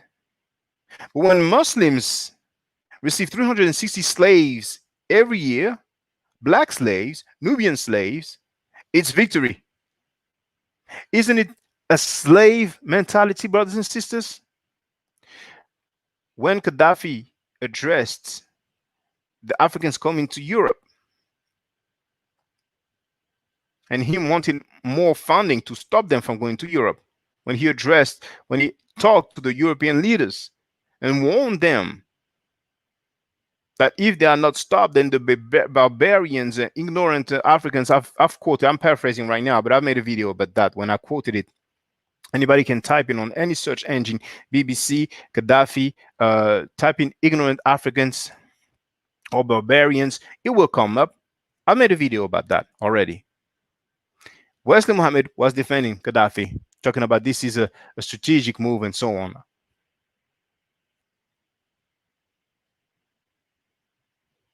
I bet if a Jewish person would have said the similar things that Gaddafi said about black people, oh, all hell would have broken loose. Would have been World War, I don't know how many. Those people are slave minded. And I don't know if they will be ever saved because they are very comfortable and happy to be slave minded, aren't they? What you've read about the 360 slaves sent annually to Muslim Egypt, that's from his own book that he released when he was a doctor. He received his PhD. Then it's not like the other book where he wrote under the pen name True Islam, where he talks about the prophet of evil of the nation of Islam. A male who calls himself Cassandra. A man who looks like Bill Clinton, but apparently has a black father. Just like Fahd Muhammad allegedly has a jet black father, but I will leave it there and move on to the comments.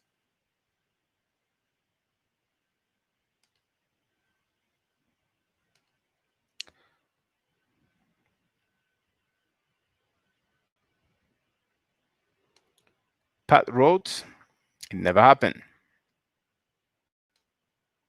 Pat says that he or she is Haitian. Okay. Live in New Jersey. There's many Haitians in New Jersey. Ça passe, ou même son monsieur ou madame. Pat wrote there are no records of Moses. Keisha wrote, yeah, the sad thing about Egypt is that they were too kind to strangers and refugees. Some of those strangers, like the Hyksos, became jealous and envious of Egypt and wanted to conquer Egypt. Keisha wrote, glyphs war, it didn't happen. Keisha wrote, law, yeah, they're gonna have to show their papyrus references. Moroccan Atlantis, I'm pretty sure some more. Okay. I did not even read, I don't know if you believe me, but I did not even read the sentence. But just by the title, I figured that it was a Moor, but I didn't expect him to be so angry. He wrote, N words, you are complexed. You have no history except that of slavery. Ah. Well, Moroccan Atlantis, congratulations on your great achievement. You have enlightened us. You have enlightened us with your wisdom. If you feel good about yourself, then it's good for you. But I feel sorry for you.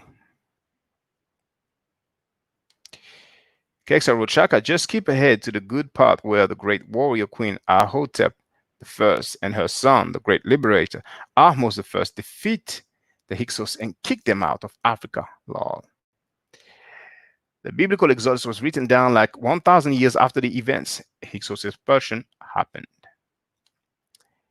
Kexa wrote, Ahmose was just fighting the very people who had attacked his country. A leather scroll? That's odd. Egyptians usually use papyrus to write on, not leather. But they wrote on different kind of material also. As I shown in the Louvre Museum, you can see some glyph written on wood, stone, limestone, and different other materials. Kexa wrote, good for calling this stuff out, Shaka. Egyptology is full of so-called experts making things up about Egypt just to get notoriety and money from Egyptomania fanatics. Quista P wrote, how can slaves who are able to put in completion of pyramid without being humanly, physically, and mentally crippled? Oliver wrote, those lines for Jesus people are clutching at straws. Kexa wrote, good point, Shaka. Furthermore, yeah, and how come there are no records of tons of slaves over all those years in Egypt? Strange, since the ancient Egyptians wrote down everything. I'd like to see and verify these images. I was just reading about Regmire's tomb the other day. Yeah, I think it was the strike recorded in Regmire's tomb. Let me go look at my notes. But I've made a note, but indeed, there's a strike, and I'm pretty sure it's about Regmire. It has to do with Regmire, and but that'll be for another day. I'm not going to look for it now because it's been an hour and 49 minutes, and I kept you waiting for a few minutes, about 10 minutes before I was ready to start completely. So I will save you that trouble. And I'm talking to everyone. Kexa wrote, Regmire was the governor of Waset, Thebes, and vizier, kind of like a prime minister of president, kind of like a prime minister or president of Thutmose III. The Merenpeta Stela says something like Israr people or something, right? Yes, Isriyar from my memory doesn't fail me. Well, that's how I would spell it according to the standard of the transliteration.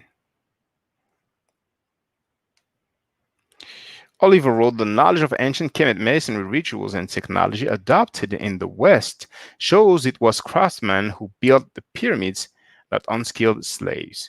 Well, as far as the pyramids are concerned, the Louvre Museum, not Shakanduku Kemet, but the Louvre Museum has a timeline of ancient Egypt. I have shared the video recently and even years prior. And it shows that the pyramids, the Great Pyramids, in the Giza Plateau, that's the three, well, they are the largest pyramids anyway.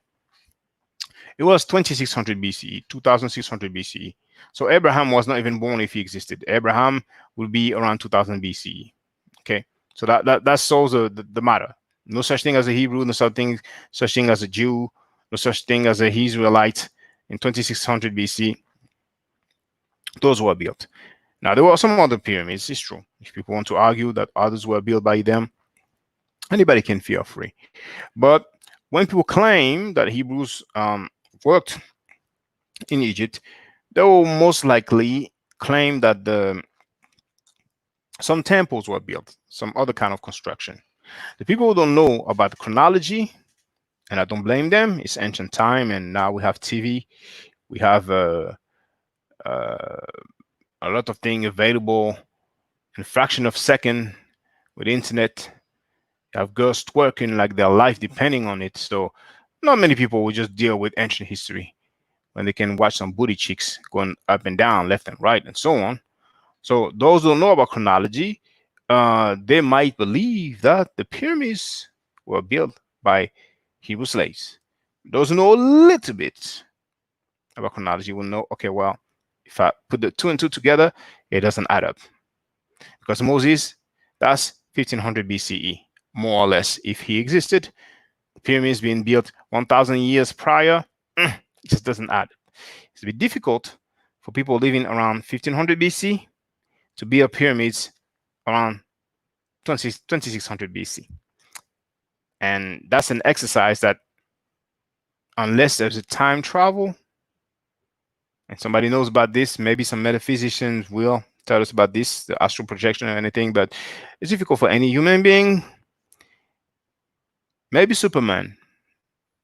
There's a movie, Superman, where he kind of flies around the Earth, so the Earth goes back around. Turns the other way around because he's the one he loves, the woman he loves died. So he flies around the Earth the other way around, and then time just goes back. And before she dies, he's able to prevent her from dying. So he will be Superman will have to turn around the Earth a mighty long time to turn back like 1000 years prior.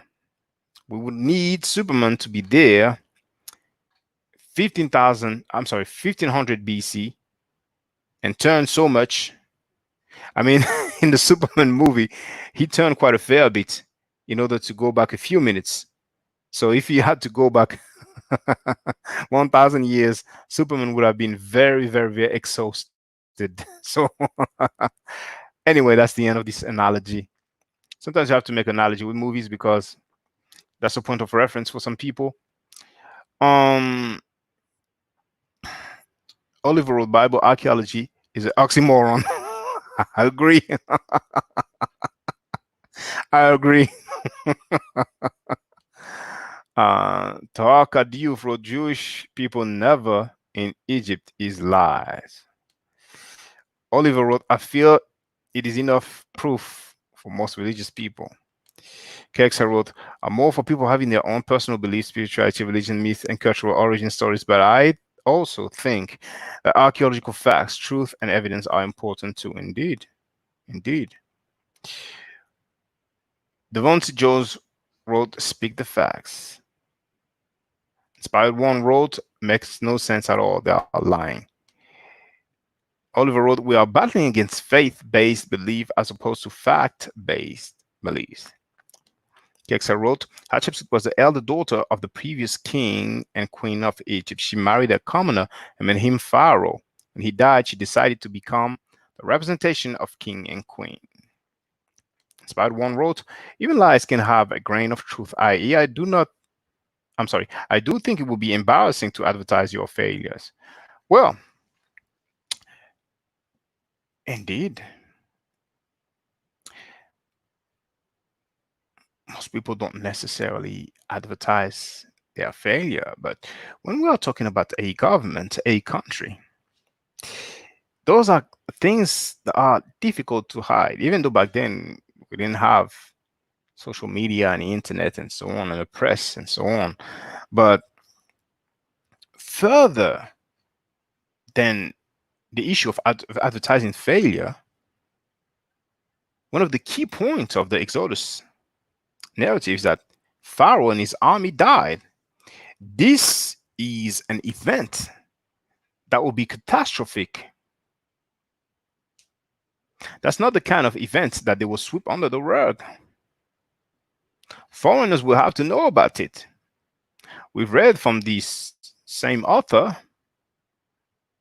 that when famine will appear or will strike the neighboring land, and they will go to Egypt to ask for food. There was communication with other countries around. They probably would have heard about it. It would be extremely difficult to believe that Pharaoh, who is nameless, by the way, Pharaoh is a title. Okay. It's as if I talk about a story and I just say king. Which king? There were many kings. Pharaoh and his army died, and the Egyptians decide not to mention it because it's embarrassing. No. Very difficult to believe that they will sweep that kind of information under the rug, particularly when we have tales of those two runaways and many other different tales. Kexa wrote, instead of Hatshepsut's stepson, who was not of royal blood, becoming Pharaoh, Hatshepsut decided that she would become the representative of queen and king. Inspired One wrote, Josephus wrote about Roman conquest, which became the basis for the four gospel. And thank you once again, Inspired One, for that documentary, Caesar's Messiah. I have watched it and have recommended it also. It's very interesting, even though the consensus will surely not agree with the thesis put forth. It's very interesting insight. Kexa wrote, after Hatshepsut died, her stepson, Thutmose the third, eventually became Pharaoh, only because he married Hatshepsut's female relative, who was the next heir to the throne. Egypt was matrilineal. Shadi has joined us. Habari, Nugu, Karibu. Kexa wrote, the beginning is Genesis. The main story of the people starts in the Middle East with Abraham after the Adam and Eve stuff, of course. Yes, of course. Kexa wrote, so in conclusion, there's no real evidence of Hebrew slavery in ancient Egypt. Indeed. But you have all seen the title. I took the time to show you the title. Were Hebrews enslaved in Egypt? ? question mark, space, yes. Probably with the exclamation mark. But when we read the article, we are far from being able to make that conclusion or come to that conclusion or even considering that conclusion. So the seed, how you doing, sister? She wrote, it's called confirmation bias. Or we can call it so many things. But I wouldn't be surprised if he's an Abrahamic believer, but even if he wasn't, I'm pretty sure that he knew which newspaper he was writing for. If you are writing for a journal, which is the longest ever journal running in Israel, knowing that Israel was founded as a state with claims of legitimacy stemming from the Abrahamic literature, it might not be received too well if you just write, well, actually, the Exodus story and all that, it doesn't fly. I don't think the reception would have been great.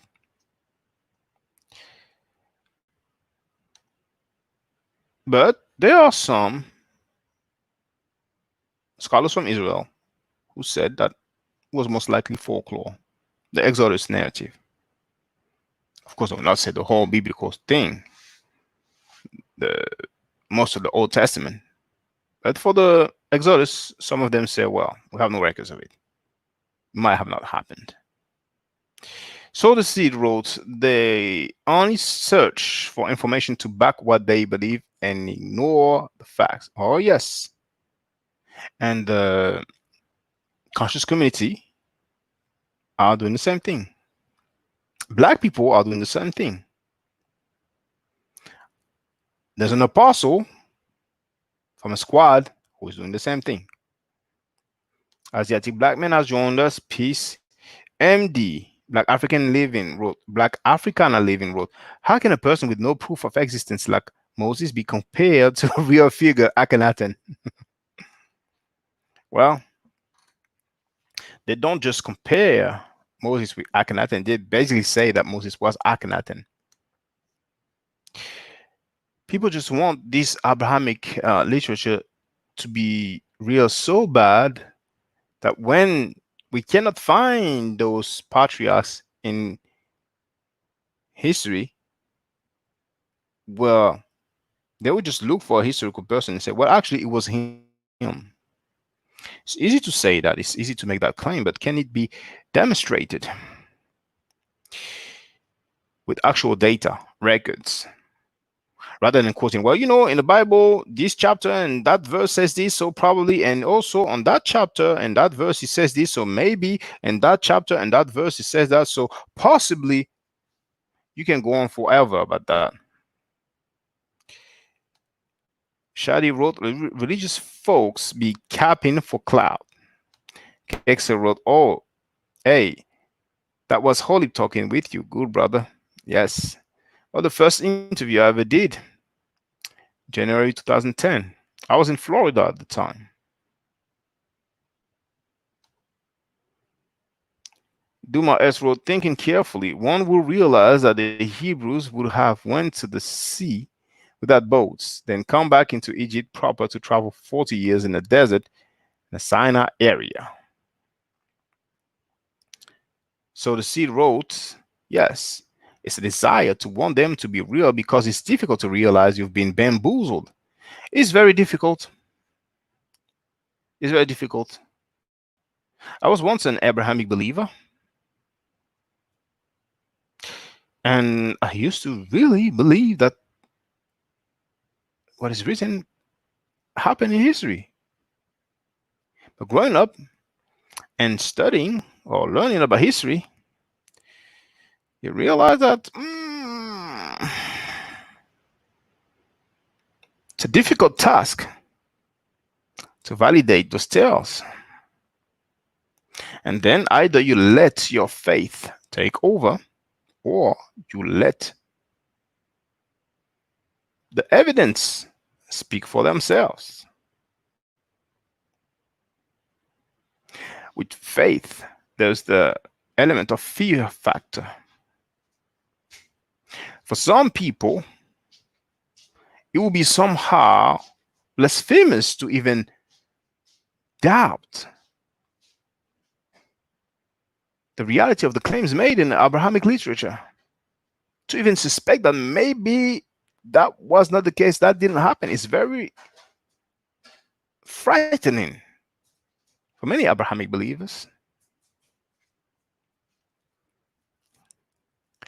You have many people who are Abrahamic believers or have different religions, but particularly the Abrahamic believers, they love to say, oh, I'm black before I'm Christian, I'm black before I'm Muslim.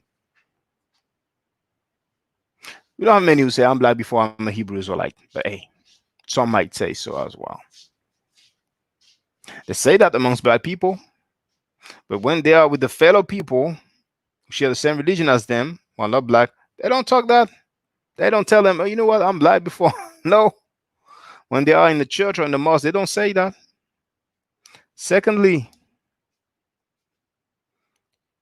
whatever their religious leader tell them is right or tell them that they should do, they will do it. They will listen. They will agree.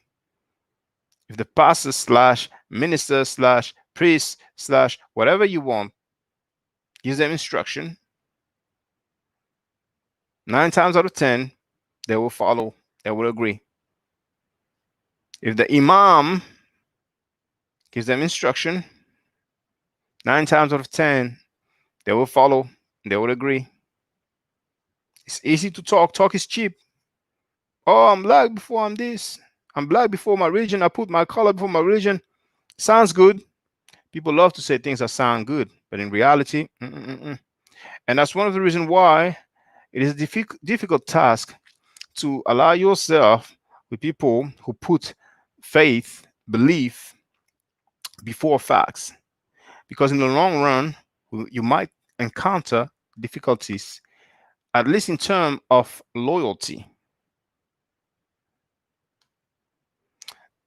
SE7 wrote, Dua Shaka sent you a PayPal. It's sad, but we have been played like a fiddle by the mythos. Thank you very much for the PayPal. And while you mention it, let me just share this in the chat. For those who wish to make a financial contribution, it will be greatly appreciated. Indeed, I don't have the same kind of degree that the author that I read has or possess. But I think that with all fairness, we can say that I'm being accurate with the information that I put forth. And I usually show primary documents, and you don't have many other places where you can see so many archaeological documents from many different places. And I'm so glad when you can actually see some records mentioned by some different historians or archaeologists or Egyptologists. It's very good and it's very helpful. Now, Duma S wrote, and the route draw onto maps makes it clear that even the ones in control of Abrahamic faith don't believe in any sea crossing. They the route at smallest point to cross the sea / water versus large open water. I went through all the comments, so I'm doing a last call because it's been 2 hours and 8 minutes that I've been flowing. I'm doing a last call, a link to call in with Cam or Mike. Anybody wants to join the conversation and add their 2 cents, ask questions, and feel free. And if you don't want to, you don't have to. You're under no obligation. Feel free, suit yourself. But I've been flowing for real. For real, for real. I've been flowing.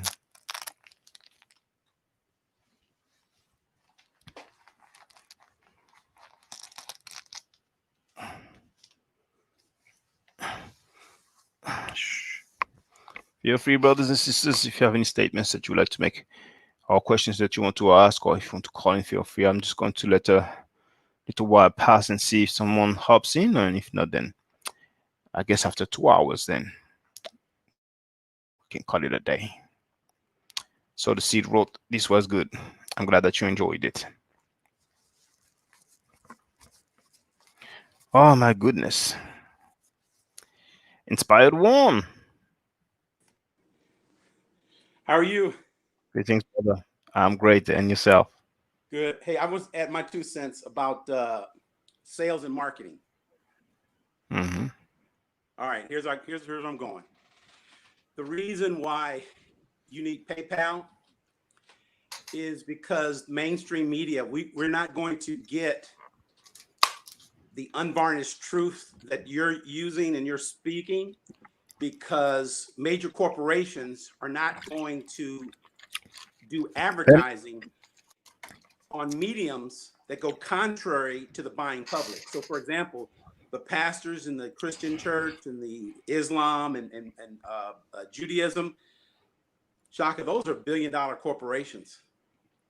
And what you're talking goes counter to the billions of dollars that these pastors every Sunday before the pandemic, right? Before the pandemic, you're talking about giving 10% of your wages. There are some very wealthy individuals that give 10% of their monthly wages to their churches.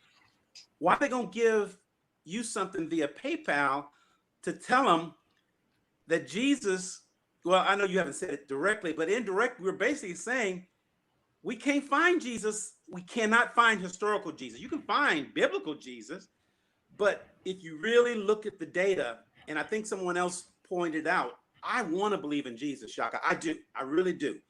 But I can't find him. The stories contradict themselves. Roman conquest intersect with biblical stories. The only thing that stays true is African spirituality. We know for a fact those were parables, those were allegories, those were myths, all trying to explain the unseen presence of the creator, right? I think our people were trying to understand air, water, sun, moon, stars.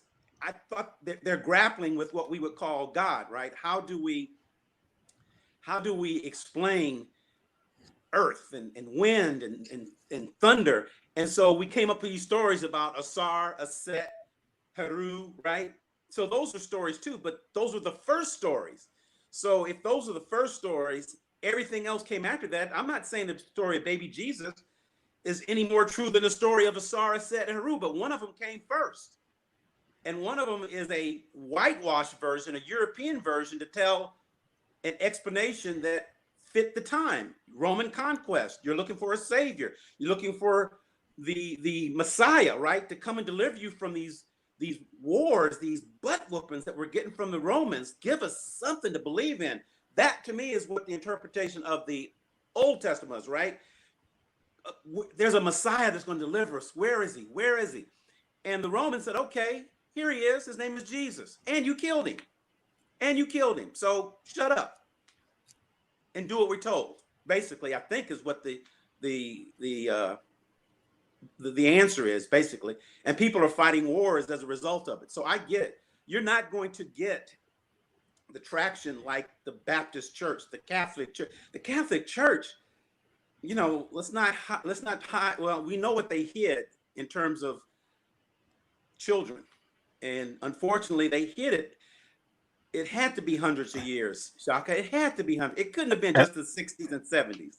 And they pay millions on a regular basis Yes, with sir. out-of-court settlements.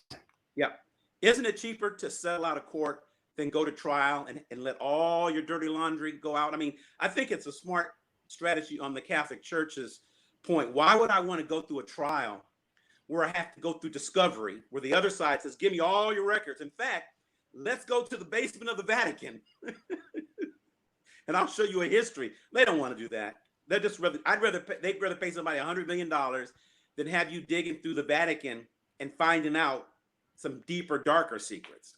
So I think what you're doing, a lot of content traders, you're up against a machine, and it's people like us. We've got to, got to support you. Is all I'm saying, because your voice is not going to get. They're not going to invite you to a church. They're not going to invite you to church to explain African spirituality. They're just not going to do that. And yes, I appreciate what you're saying. Actually, you have actually made some donations to me, and I thank you once again. And I just wish that more people would do the same, because I've said that many times, but usually it's the same people who make donation. I think it's a bit unfair, because there are other people who could participate. And when I say donation, brothers and sisters, that's whatever you can afford or whatever you feel like giving out. It doesn't have to be a huge amount. If it's a few dollars, it makes a difference, really. Yeah. I do think you need to be more controversial, though. You're too even keeled. You're too calm. Like the other YouTube presenter. And like I said, I don't know who Sarnetti is. I just have heard him a couple of times. One thing about his delivery, which I think is effective, is it's very caustic in a way. Because I don't know if he's arguing with you, but he's really got a calm spirit, I think. But his delivery sounds very aggressive. And have you ever listened to him before? Oh yes, of course. I mean, there was even a time where back in 2008, I made a video to express my disagreement with him, because he had started a beef with Cyrus and Seti. Now, in 2008, that was like the golden era for Kemet, because everybody was down with Kemet until the Asiatic black man, by way of Wesley Muhammad, came and really put dirt and throw salt on the Kemetic game. But there was a video where Seti's address was published, and Sanet did upload that video. And there's other statements that were made about Seti's skin tone. He told him, "Your yellow ass," and sorry for the profanity. But that was back then. So I don't even know. Yeah, but really that time, that's when I addressed him, really, to express my disagreement. I was like, basically, that's not cool. But that was 2008. And over the years, yes, I'm familiar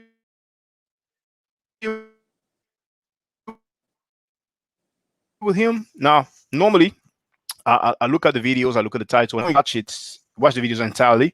And I don't mean to sound arrogant, but I have quite a fair bit of knowledge. And usually, he has Abrahamic believers on his platform, and that's one of the reasons why he's so successful.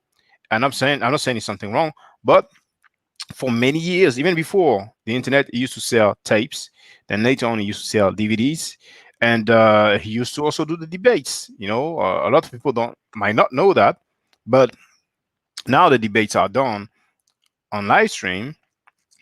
But back then, he used to hire venues, rent venues, and then we'll have the debates. And one of the most classic debate probably was Cyrus and Seti versus Anim Bey.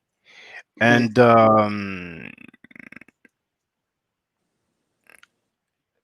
really, he has the Hebrew Israelites, the black Muslims, sometimes the Christians, sometimes Kemetic people.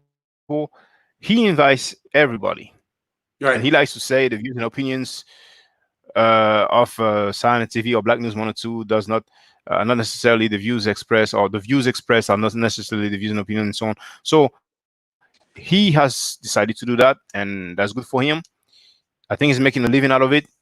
Yeah, more power to him. But I personally don't want to go that route of inviting everybody to just share their theories and fictional stories and fairy tales and so on. But go ahead, brother. You should really try to communicate with Karen Hunter. Do you know Karen Hunter? No, who's that?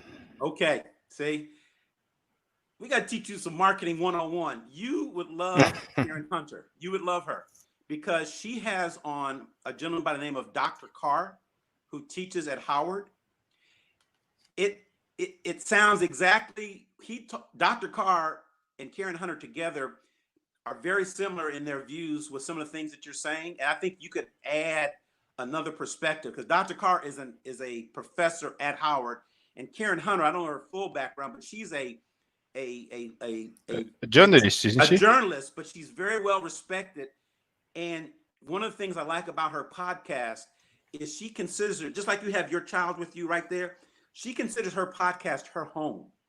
And when you are invited to her home, she expects a certain decorum, and she expects a certain way of you carrying yourself and expressing your opinions.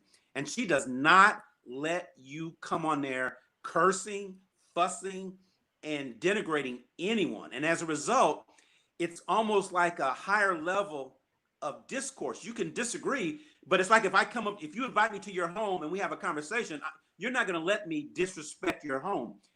But she's on an African spirituality perspective, but she doesn't, I've not heard her say African spirituality, but I know because she has such a large viewership, she doesn't want to walk that razor's edge of Christianity and turning off, because I think a lot of her followers are Christian. So she, you know how you can talk about African spirituality without saying Asar, Aset, Haru, and you know, you just say our ancestors. And you'll notice they only say things like ancestors, God, you know, ancestors, God, and they never. So I think a lot of her followers are Christian, but they don't realize that I think Karen has a very African perspective. As you look at the books that Dr. Carr references, he mentions Dr. Henry Clark. He mentions Dr. Francis Cress Welsing. So if you're mentioning those folks now, and he's mentioned Anthony Browder. So when you start talking about them folks, you know where his heart is, but they don't. I think to work at Howard, could you see how scandalous that would be if he were to come out and say Jesus didn't exist? You just wouldn't get a paycheck. You just wouldn't. Mm-hmm. And go ahead. Check her out. No, I think she would invite you on. She would look at your content and just say, you know what? Someone suggested that I might have a good dialogue with you. I'm a respectful content creator. I don't go with all these firebrands, hand grenades, controversial. You have a very calm demeanor, so you're not going to get on there and cuss and fuss and call people stupid. I know there are some content creators that get lots of likes and have hundreds of thousands of followers because they curse people out. They call them stupid. They call them coons and bootlicks and sambos. And I think there's an element of society, unfortunately, and I call it black hate. You know, when you have a dysfunction, you kind of like to see other people denigrated, and that's sad. Mm-hmm. Well, I agree with you. The way we talk is very, very, very important. The things that you might be proud of today can be the same things that you are ashamed of later on. And whenever you express yourself in a polite manner, usually over time, when you look back, even if you don't agree with what you said, at least the way you said it was good enough. You might not agree for many reasons. Maybe the things that you said, the claims that if it's done in a good manner, then it's totally fine. And but I went through her YouTube account briefly. I noticed that she has 85,000 subscribers, which is a very large. But you know, brothers and sisters, including yourself, of course, brother Inspired One, do not hesitate to contact those people and send them a message and say, I know this person. Would you be interested in inviting him? And I think at this point, I would do that. Um, Particularly if it's a larger audience than mine, because of course, if someone has like very few subscribers, I might not necessarily want to make it, not as if I'm diminishing people or judging them by the amount of subscribers that they have, but that's just the way it is. But that would actually help. So um, it's a good thing. It's a good what's the word, initiative Yeah. that the people who like my work could do, because You can imagine that if I would do that on top of everything that I do, Mm-hmm. it would take me a lot of time. But that's something that could be Yep. interesting. That's something that could be interesting. If whoever accepted to invite me. Yep. I think she would be. I think she'd have you on because the other thing is, and this is where I think, uh, what is it? Misogyny, the patriarchy, women in African spirituality weren't they the heads? I mean, I guess in some ways or shapes or form, and it seems Karen Hunter, her energy, at least initially, it comes from a very non-threatening, like she wants to impart knowledge. She's not being the typical firebrand, woman of color trying to set brothers straight. She really has a spirit of, I just want to be truthful. And I don't think people need to be disrespectful to tell their truth. And it's a very, when she has her guest on, it's a very harmonious interaction. If she doesn't agree with something, she pushes back in a strong way, but in a respectful way. And I just think there's not enough of that out there. I think a lot of the content creators are very aggressive, putting women in their place, and it's almost like what the church does. It's almost ironic that even women can't understand that the church and Christianity that they revere so much subjugates women, but yet their congregations are about 80% women. So it's almost like a weird dynamic. Only the men can really run things, but your flock are mainly women that you get your money from. And I think they said like maybe 80% of a household's expenditures are influenced by the woman. Even where the man makes the most money or is the breadwinner, the woman still controls the spending in the household, and they make up 70% of the black church in the audience, where all the people on the dais, right, are men. And so it's a weird mental, it's an enslavement, isn't it? Isn't a mental enslavement a programming that you're giving money to an institution that subjugates you, but tells you, give me 10%, you control 80% of the household spending, but you're not good enough to preach. Well, I will not use enslavement, but it's clearly coming out of the Bible where there's the issue of in the Old Testament, it says that when a woman has her menses, she's not pure. She must stay away. There's a few things that she cannot do, probably like handling food. But there's an issue now. The mention of her not being pure. Now, uh, the word used in English might be different than the word used in French, because obviously I've read the Bible mainly in French, as I grew up in this Abrahamic family. But that's the Old Testament. Now, in the New Testament, I'm pretty sure that many people know. And actually, just in case people don't know, I will show it because it's important. It's very important, actually. Um, so yes, here it is, and I will share the screen. In the New Testament, this is what the Apostle Paul says.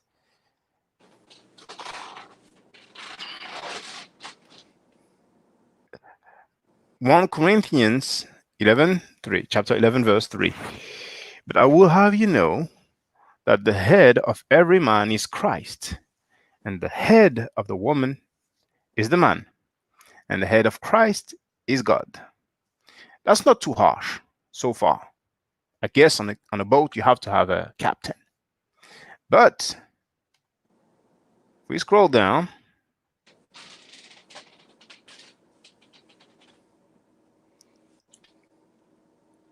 one Corinthians chapter 14 verse 34. As in all the congregations of the saints, women should remain silent in the churches. They are not allowed to speak, but must be in submission, as the law says. If they want to inquire about something, they should ask their own husbands at home. For it is disgraceful for a woman to speak in the church. Did you make that up, Shaka? No, that's from the Bible. Look, here's what we're going to do. Just so the people know, that is not coming from me, Lord. because a lot of people don't know about this particular um this particular chapters. So oh, my bad. I will share another one. So hold on, stop share, and we will go to Bible Gateway, because this is what is probably the most visited English speaking website about the Bible. So hold on, what's going on? Oh, there it is. So 1 Corinthians chapter 14, Bible Gateway, KJV. I'm used to picking KJV because for many reasons. So let me check that we can see it clearly on the screen. I'll go a bit left. No, that's not the one. That's the one there. Oh, is that the mask on the woman to stop her from talking? The one that I just read, just to show to the people I'm that joking. I did not. Yes, no, but it's good. It's good because people might think, well, this guy, he's probably misquoting the Bible. Yeah. So, and No, that they was showed a woman with a mask.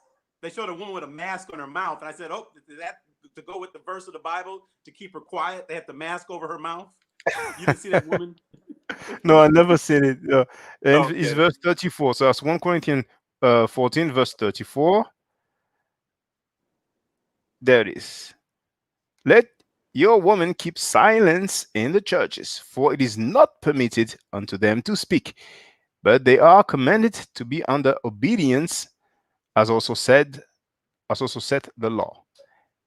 And if they will learn anything, let them ask their husbands at home, for it is a shame for a woman to speak in the church. Now, there's another two that I want to quote. So 1 Timothy chapter 2, verse 11 to 14. So 1 Timothy. Oh, snap. 1 Timothy.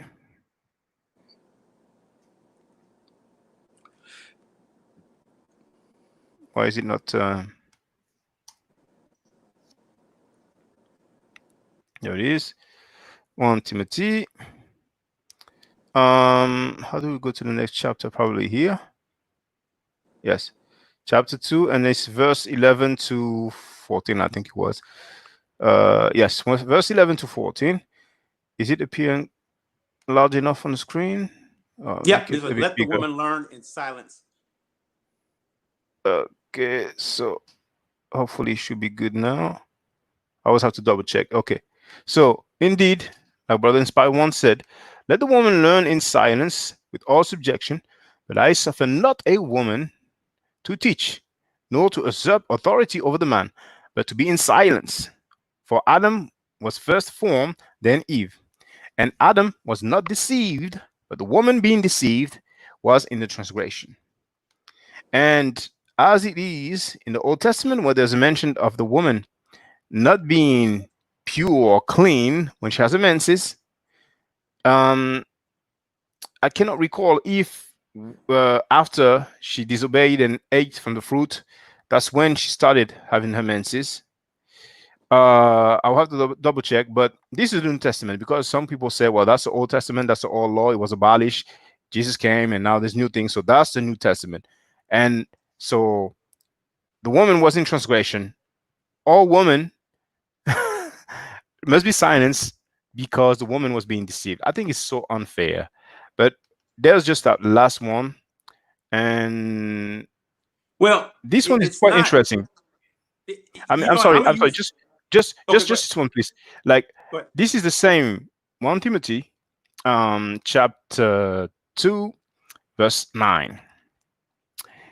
In like manner also, that women adorn themselves in modest apparel with shamefacedness and sobriety, not with broidered hair or gold or pearls or costly arrays. Costly array. It specifically says that the woman should not wear gold. How many black women or any woman we see, we go earrings and all the different kind of things. So even the people who are Christians do not even follow what it says on their book. But go ahead, brother. You wanted to add on. Well, let's say it this way. Most people are not critical thinkers. They go by feeling, and they go by what their grandmother or their great grandmother or their father told them, and then they never question, and then they read. And I think what's the woman that's on your Soul and Red or Sow the seed. Sow the Seed? She said it perfectly. Sister, you need to come with a more simple name, and that helps also. But That's she said a friendly she's advice. very good. She's very deep. She said confirmation bias. You look for those things that confirm. It's like we like to be amongst those who think, just like even us who follow you on our channel. The reason we follow it is because you confirm what we've read. So it's good to listen to people who believe what you believe. Now, here's the thing. You don't learn as much from people that think like you do. You learn more from your critics. And I think I've said this before. You learn more because your critics will keep you on your toes. You learn more from the people who are trying to hurt you. And so confirmation bias is like ice cream and cookies and warm milk. And it's and the Christian church, right? The Baptist church, any self-righteous woman that would have read what you just read, her programming is so complete that the cognitive dissonance, right? For her to accept what you just read would mean she'd have to reject the church. I mean, let's cut to the chase. You are going to a place where you have been speaking and no one has stopped you from speaking. But if you believe the Bible, you shouldn't have spoke. Right? I mean, you are violating the tenets of the Bible. You were to ask your husband, or you were to sit in silence. You're not supposed to say amen and pastor, I got a question, or you're not supposed to say anything. Indeed. You're supposed to shut up. That's it. You're supposed to shut up. And you know, brother, look, I'm sorry, you're not supposed to be reading the minutes. You're not supposed to be going over the choir schedule. You're not supposed to be talking in church. Right, Chaka? and you know what's funny is like, usually I start by saying you shouldn't have female pastors.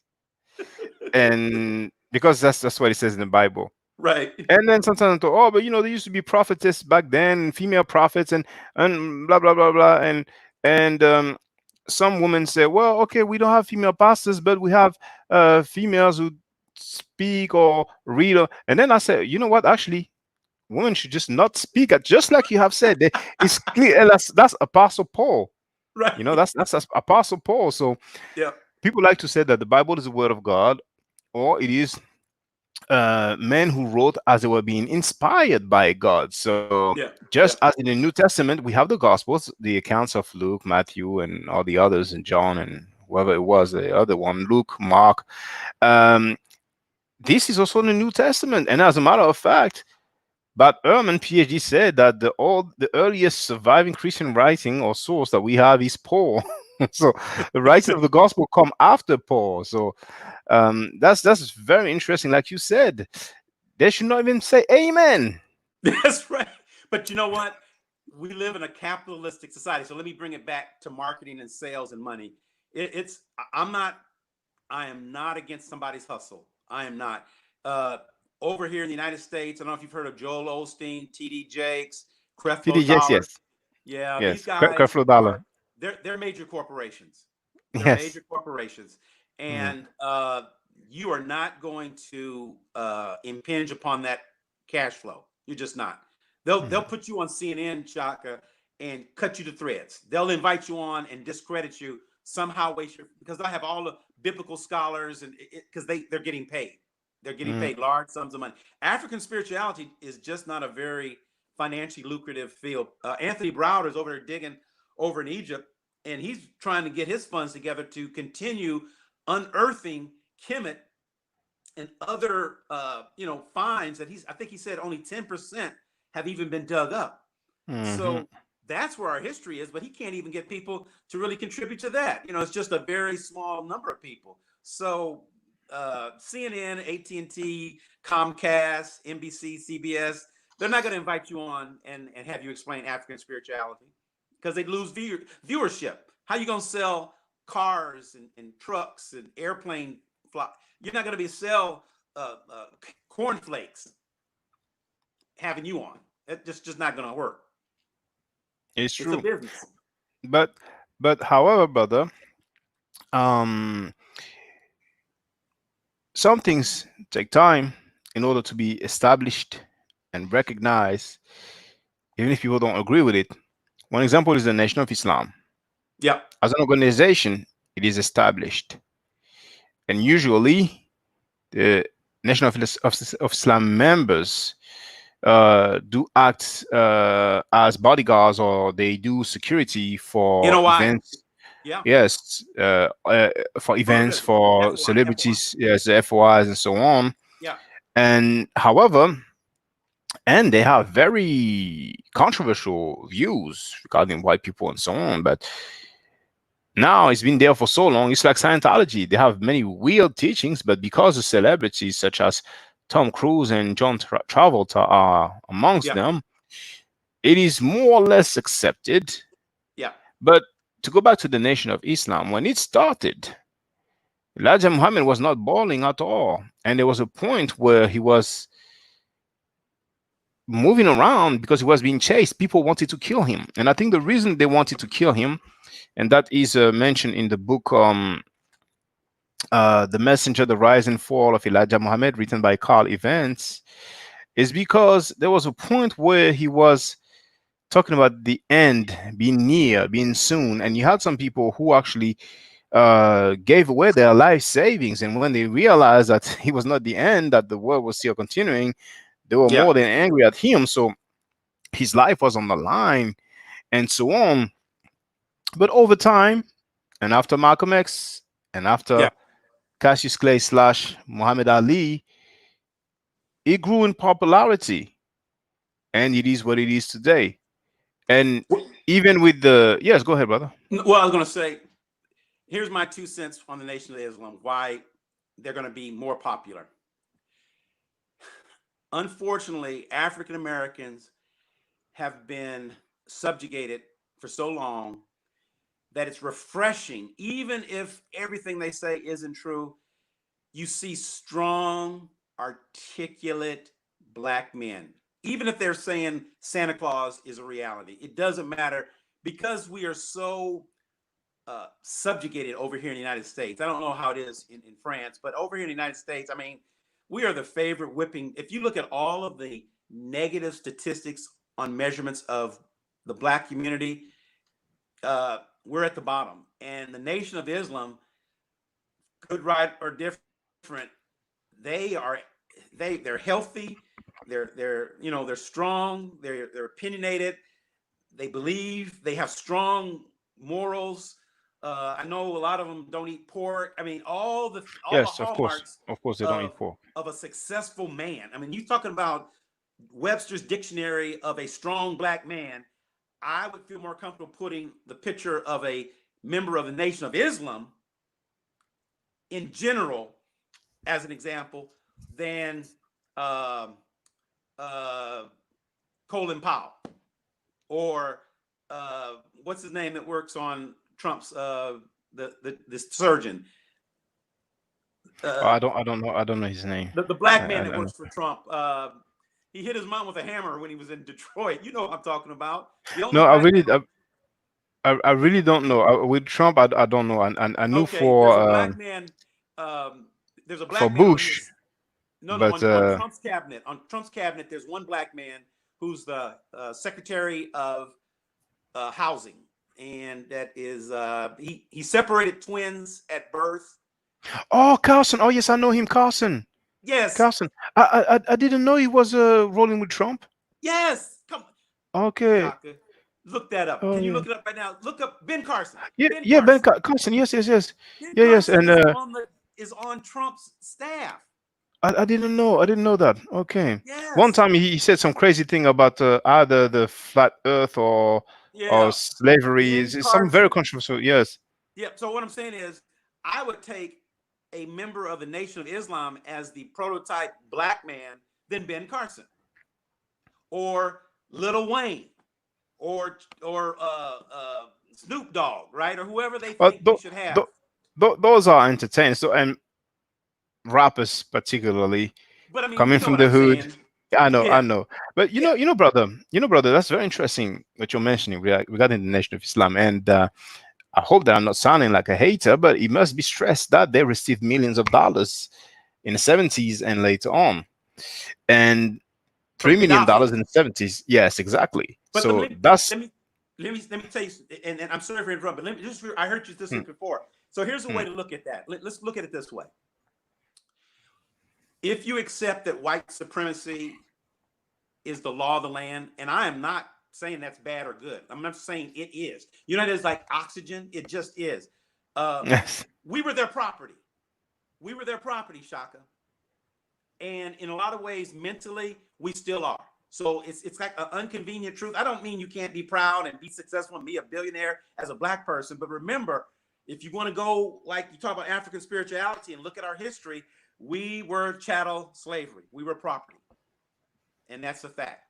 And so uh, we still think like that in a lot of ways, shape, and form. So one of the things we do that is we are over policed and we are monitored. So when you say things or anyone says like, hey, he got $1 billion from Adolf Hitler, you know what? That's a deflection in a way, because what you're doing is you're doing what white supremacists do. They, rather than focus on the issue at hand, you go back and reach back in time and say, yeah, but he stole some candy from Mrs. Johnson's. Okay, we get that, but we're not talking about Gaddafi and what we're talking about today, fine. George Floyd. It's easy to go back and say, well, you know, Lincoln freed the slaves. Well, no, we're not talking about that. I understand what you're saying, but Yeah. I'm not saying that they receive money as if it's illegal. No, but they kind Yes, of make it a but disparagement. Like it was something bad about it. no, no. Well, if that's the way it came across, that was not the intent. The intent was to just highlight the fact that they had some funding, very large funding, because we're talking about $3 million in the 70s. Yeah. Well, So with the inflation, that would be a lot oh more. yeah. But that was just the first point I wanted to say. The second point, what you said about the NOI, what comes up most often, one of the main thing that comes up when people talk about those members, particularly the FOI, is the discipline. Yes. Now, Yes. indeed, like you said, I agree. Even if they say that, even if they would say that Santa Claus is real, Yeah. the way they speak, they are not only articulate, but they speak, I don't want to say proper, but they speak politely. They are Yes. courteous, and it's a very Yes. good thing. And I wish so much, not that the African centered people or Kemetic people or traditional Africans would do like the Nation of Islam, but I just wish so much that they will be also very mindful of the way they express themselves. Yeah. I might appear a certain way, but I grew up in an area where it was quite rough. Of course, it's not the same as America. In America, you have access to gun like we never will have in France. But where I grew up, it's considered really the hood, like the ghetto and stuff like that. Yeah. I speak like that for many reasons. I could speak some other ways, but it's not effective. And what I lament a lot, many times, both from the English speaking traditional Africans and French speaking traditional Africans, they are very reckless in the way they speak, full of profanity, disrespecting Abrahamic believers very badly, and that will never help. That will never help. And the Nation of Islam has the members, they have discipline, and it goes further than what people might see from their own eyes. Because I've read books from Elijah Muhammad. I've read more than the typical books that people read, such as Message to Black Men, Our Savior Has Arrived, and The Fall of America. I've read many more because I was challenged by Wesley Muhammad, so I was preparing myself. Elijah Muhammad said, it's not even permitted to whistle. Mm. Can you believe it? To whistle. Mm. So there are so many other things. I And think mhm, I think the reason is, you know, when a child gets a brand new toy and you just are so passionate and you want to tell the whole world about it, and you're not even conscious of your recklessness in how you're telling everybody about this new toy. And I see African spirituality kind of the same way. It's kind of like the Wild Wild West, because you got so many, you know, one person takes one little thread and runs with it. Another person takes another, but they all are trying to get to the same end goal, but they all have a different way of going about it. And so I think what we're witnessing is the uncomfortableness, like a baby trying to get its legs, right? And that's why you're getting a lot of the dysfunction in the conscious community in terms of how they express themselves. It'll shake itself out, because one thing I do believe, I believe markets are efficient, and the cream will rise to the top, right? Those that are doing what you're saying in such a dysfunctional way, eventually they'll fall off. And the ones that are truer will still be around. And the ones that'll still keep making that cussing noise or whatever, just people will eventually kind of disown them, because the truth will eventually come out. So it'll take some time, but you're falling asleep. Shaka, you falling asleep? No, I'm not. Okay.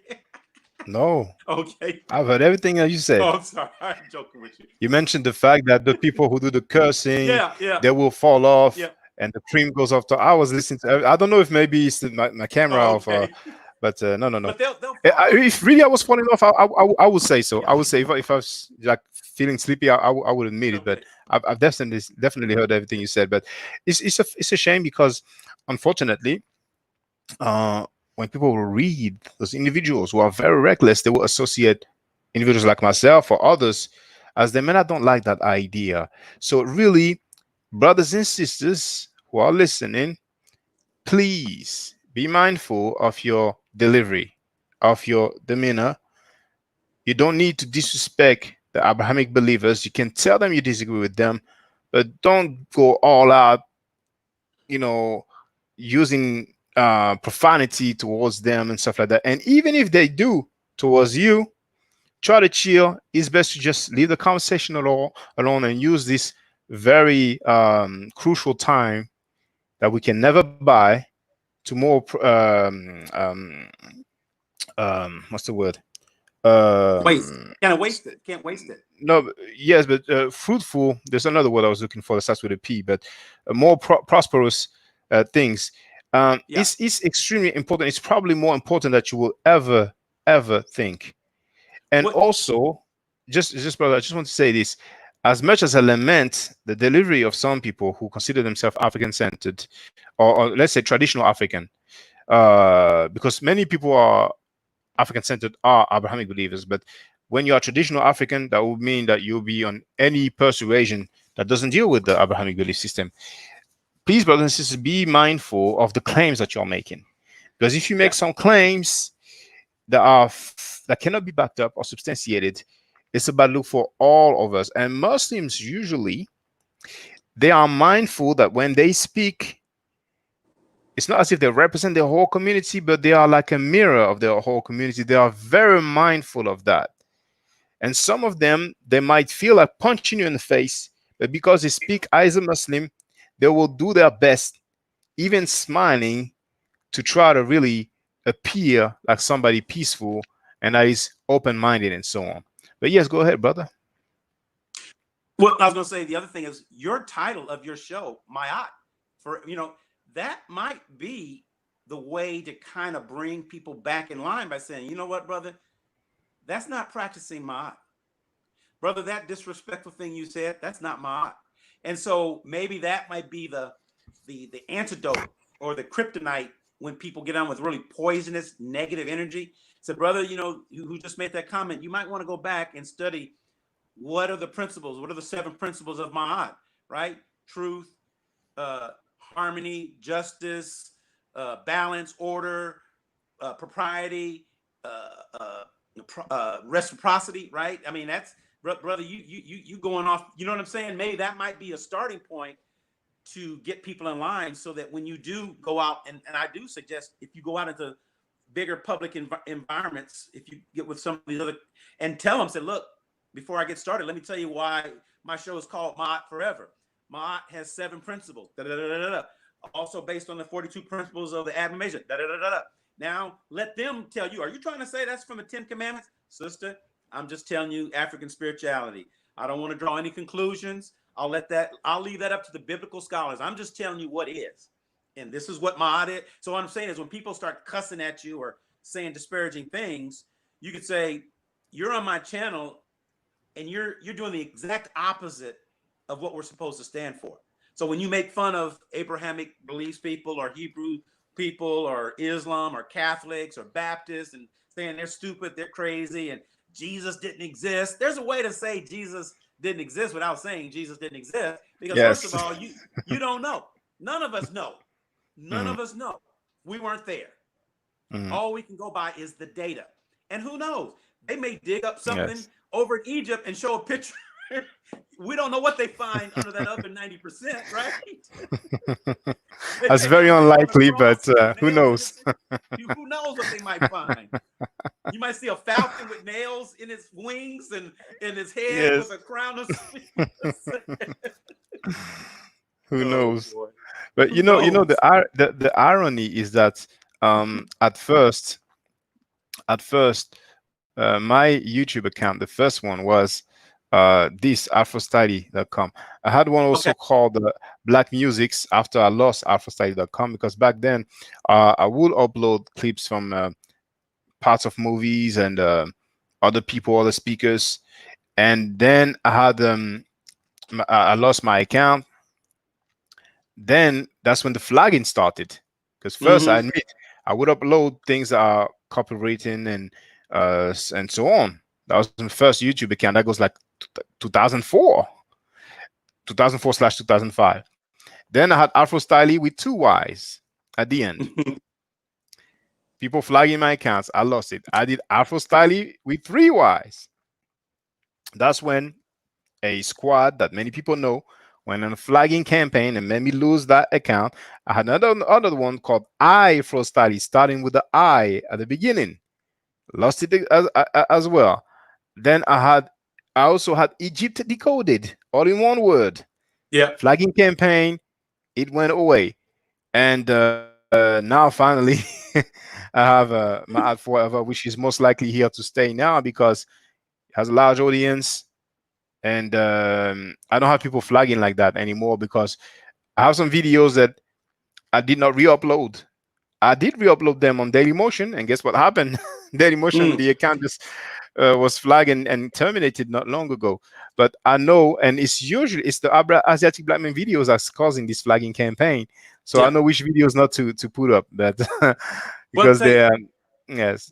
This is a good time for your channel, because with the pandemic, Black Lives Matter narrative, I'm not saying organization, the narrative. I understand. The Trump narrative, the protests that are going on, it's almost like there's chaos all over the world, right?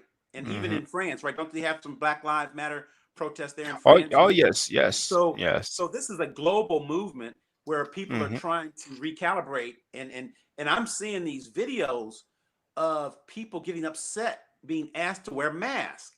And so that's almost like a meme now, because the people who are refusing to wear masks are normally people that I think are more right-wing leaning in their politics. Not all, but it appears to be. Yes, many of them, talking about liberty and First Amendment. Yes. And so it's almost like a station or a podcast focused on Black empowerment, African spirituality, getting back to our roots, going to where it all started. This would be the perfect chaotic time to kind of slip in under the radar, right? Because there are people that are really hurting, that are looking. I'm saying, Shaka, there's some Black folks who are questioning everything they ever believed in, because number one, they've been quarantined in their house or apartment, can't go back to work, maybe out of work, getting unemployment, waiting for that stimulus check, president that seems out of whack with society. We got people got a lot of time on their hands to protest. Think about it, because you would never probably see this if everyone was working. You got a lot of unemployed people out in these protests. So what I'm getting to is Mayat forever. This is the time to probably tap in. And Christianity, what better time to question Christianity indirectly than to say, how's that been working out for you guys? How's that for Black folks? You did talk, all right, you've been okay. How your bottom last on everything. maybe this wasn't meant for you.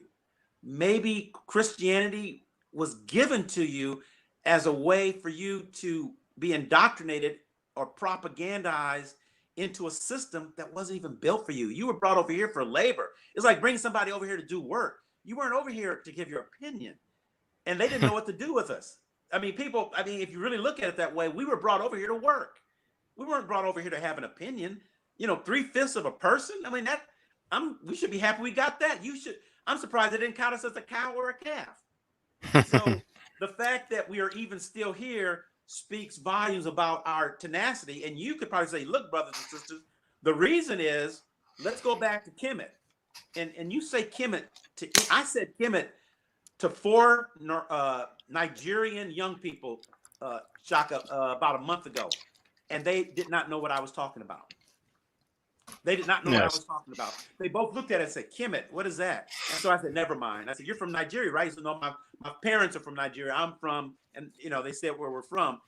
And they said, no, my parents are from Nigeria. I'm from the United States. I said, okay, well, maybe your parents have heard of Kemet. But what I'm getting to is, maybe this is the time to spread the word about African spirituality in a way that's not threatening to Christianity, but says, look, brothers and sisters, you've been following these pastors with these airplanes and cars and Bentleys, and you're still unemployed. You don't have a job. You're getting ready to get evicted, and Trump is going to win again. And you've heard it here first. I'm sorry to deliver it to you. He is going to get reelected. He is. He will be reelected. And so I think so. I think he has a lot of chances. And so 4 more years of that. So they're going to be black folks. There's a group now called INFLAC. I think it's NFAC. They were the black effing around. Yes. That went to Stone Mountain, and I admire the fact that we need some frontline troops too. We can't have all this, just doing podcasts. They're out there doing the work, and we got to support that. But there are groups like that are not that's controversial. No, I understand what you mean. I mean, at first when I saw it, I was like, okay, those are courageous people, but apparently they went where there was none of those right wing or KKK people. Right. Because the report says that they went to the KKK headquarters. Yes. But I've never seen a picture or footage where we will see some KKK members. So some people are saying that it was more of a quote unquote publicity stunt. It was. What they went to is they went to Stone Mountain, Georgia. Have you heard of Stone Mountain?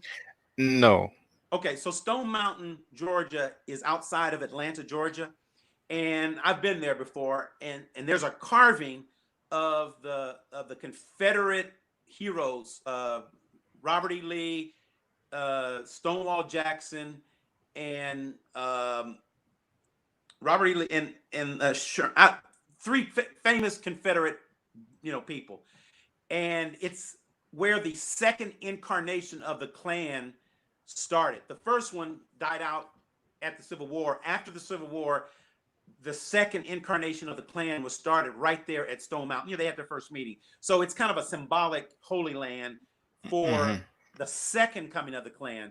And those soldiers were marching there saying, hey, we're here, we're strong. But what I'm getting to is, this is the time for the podcast like yours to kind of grab hold to that sentiment where people are starting to say, you know what?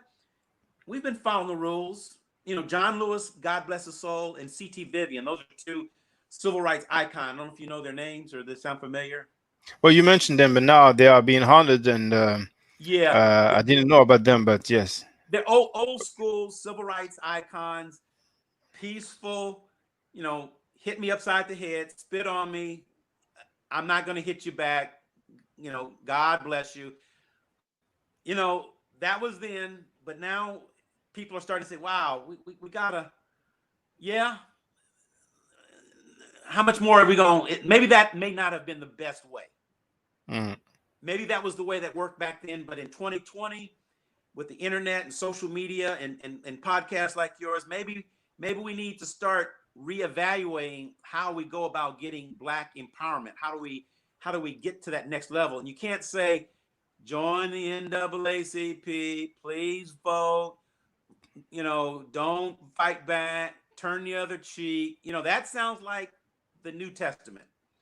That don't sound like the Old Testament. But you know, brother, there's one thing though that is a concern to me. I wouldn't be surprised if a majority or a large portion of this not effing around coalition are actually Asiatic black men. I wouldn't be surprised if there are many of them who are NBPP or former NBPP members, because back then it was a new Black Panther Party. I was very Okay. militant and running around with weaponry and so on, with weapons, and as they have the right to. And my issue is that in the long run, it will not be beneficial to non-Abrahamic people. And I'm very concerned about that kind of thing. And besides, I saw like a few days ago in my feed that the leader of the Not Effing Around coalition has put out a message in support of a guy. I don't want to say his name, but he's seen as the main Pan African in the French speaking world. That guy, I don't know as of today, but at least at some point he was a member of the NOI. And he publicly said that he supports Dianetics. Mm. And That's that Scientology, guy's, right? Is that Scientology? yes. And that guy started up a Muslim first in the Nation of Islam. He said back then that he left because he saw that we had to deal with our spirituality, but later on he admitted that he was kicked out. So he first started as a Muslim from the Nation of Islam. His father is a Mason. He told that to me face to face, not on the phone. Yeah. So that might be one of the reasons why he's so popular, but that's just speculation. Then he was doing with a Kemetic group. Then he dealt with another Kemetic group. He left that first group. He dealt with another one. Then he dealt with a group with including all races, all kind of people. And back then he was just talking about Zionism, talking about Jews. That's all he was doing. Then they marched in the Jewish area of Paris, and that's when the government just dissolved that group. And that's when they made a very big noise. That at that time he was still allegedly into the African spirituality. Then guess what he did? Oh, I'm a Muslim now. He Well, converted to Orthodox Islam. Then he announced that he joined the Nation of Islam, and he wrote a book saying that when he announced that he was a Muslim, he was actually a Nation of Islam Muslim. But there's that taqiyya, that Muslim principle, that if your life is in danger, then you are allowed to lie. And his life was wh- never in danger. And just to finish, he's, last I heard, a Nation of Islam member. And in his book, he talked about spreading the knowledge, the teaching to the French audience. So that guy is just a major fence rider. He goes with the wind, yeah. and he is just a disaster. But he's popular, and he has a very large audience. So And what's funny also, just to finish, I'm sorry, go brother. ahead. Sorry. Back then, Malik Zulu Shabazz, the leader of the New Black Panther Party, also made a video address congratulating that brother and welcoming him. So I see some similarity there. I mean, those people, they might be militant, but sometimes they are way more connected than we might think. And I addressed Gaddafi earlier. There's no evidence, but many people mention someone called Hunt, a Texas billionaire that apparently founded the Nation of Islam, or Elijah Muhammad. But go ahead, brother. So this is why we need the new black media for what you just said. Because when we can control the narrative, and let's go back to African spirituality, I suspect, I'm going to give it a hypothetical guess, that every civilization, I'm saying starting from the dinosaurs, when man got on this earth, the next group tried to wipe out the existence of the previous group because now they're in charge.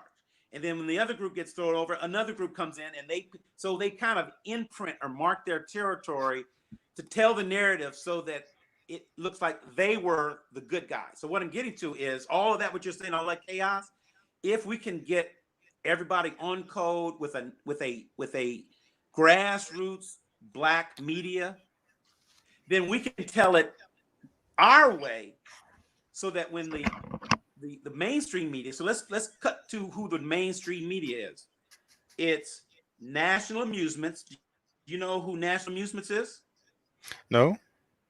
National Amusements was started by Sumner Redstone's father. Sumner Redstone daughter Sherry runs Viacom CBS. Okay, now Nick Cannon's former employer.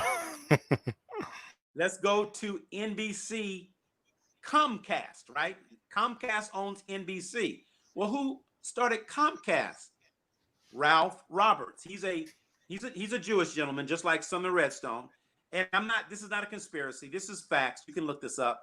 So you got NBC Comcast, you've got CBS Viacom, you got Walt Disney, ABC, Sound of the South, Mickey Mouse, Minstrel. Is Disney this making sense what I'm saying about Walt Disney?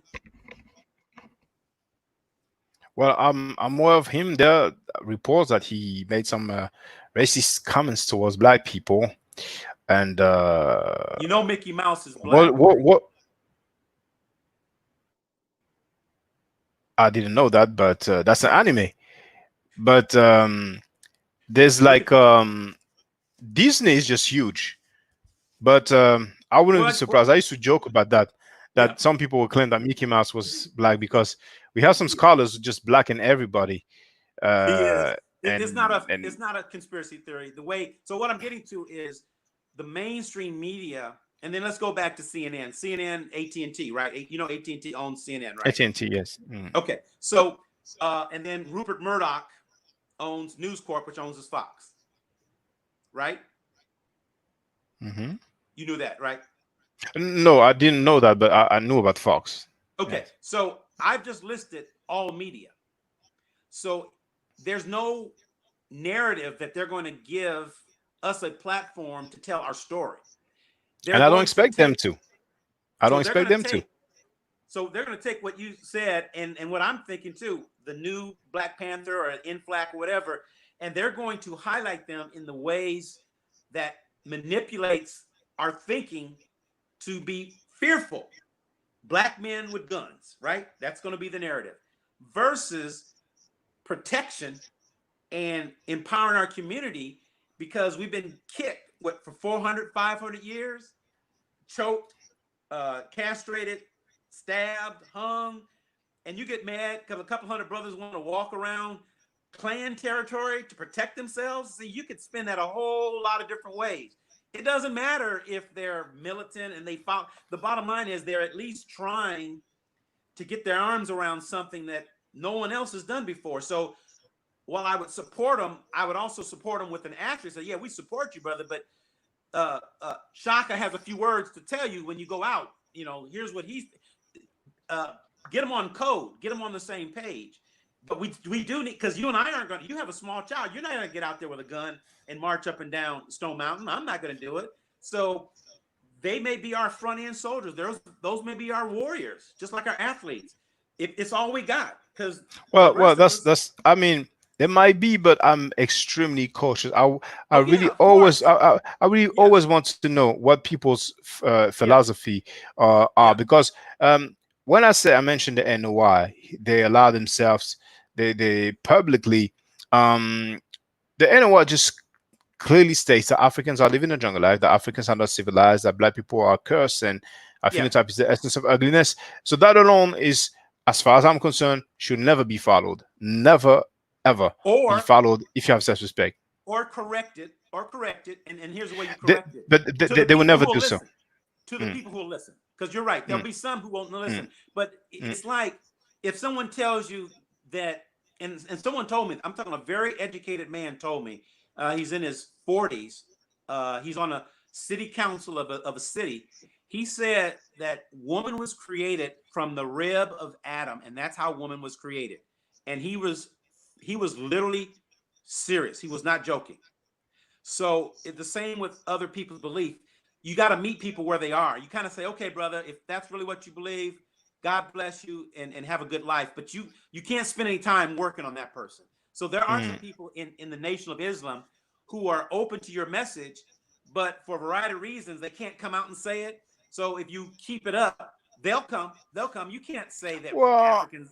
They'll come around. The right ones will. well, maybe some, but if they come around, they cannot remain members of the Nation of Islam, because there's that thing that's very important for people to understand, is that this video of Farrakhan talking about we didn't have kinky hair, the essence of ugliness, and so on.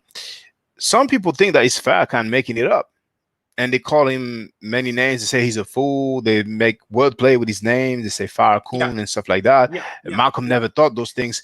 Malcolm is on tape saying that we didn't have kinky hair. Now, he didn't talk about the disfigurement.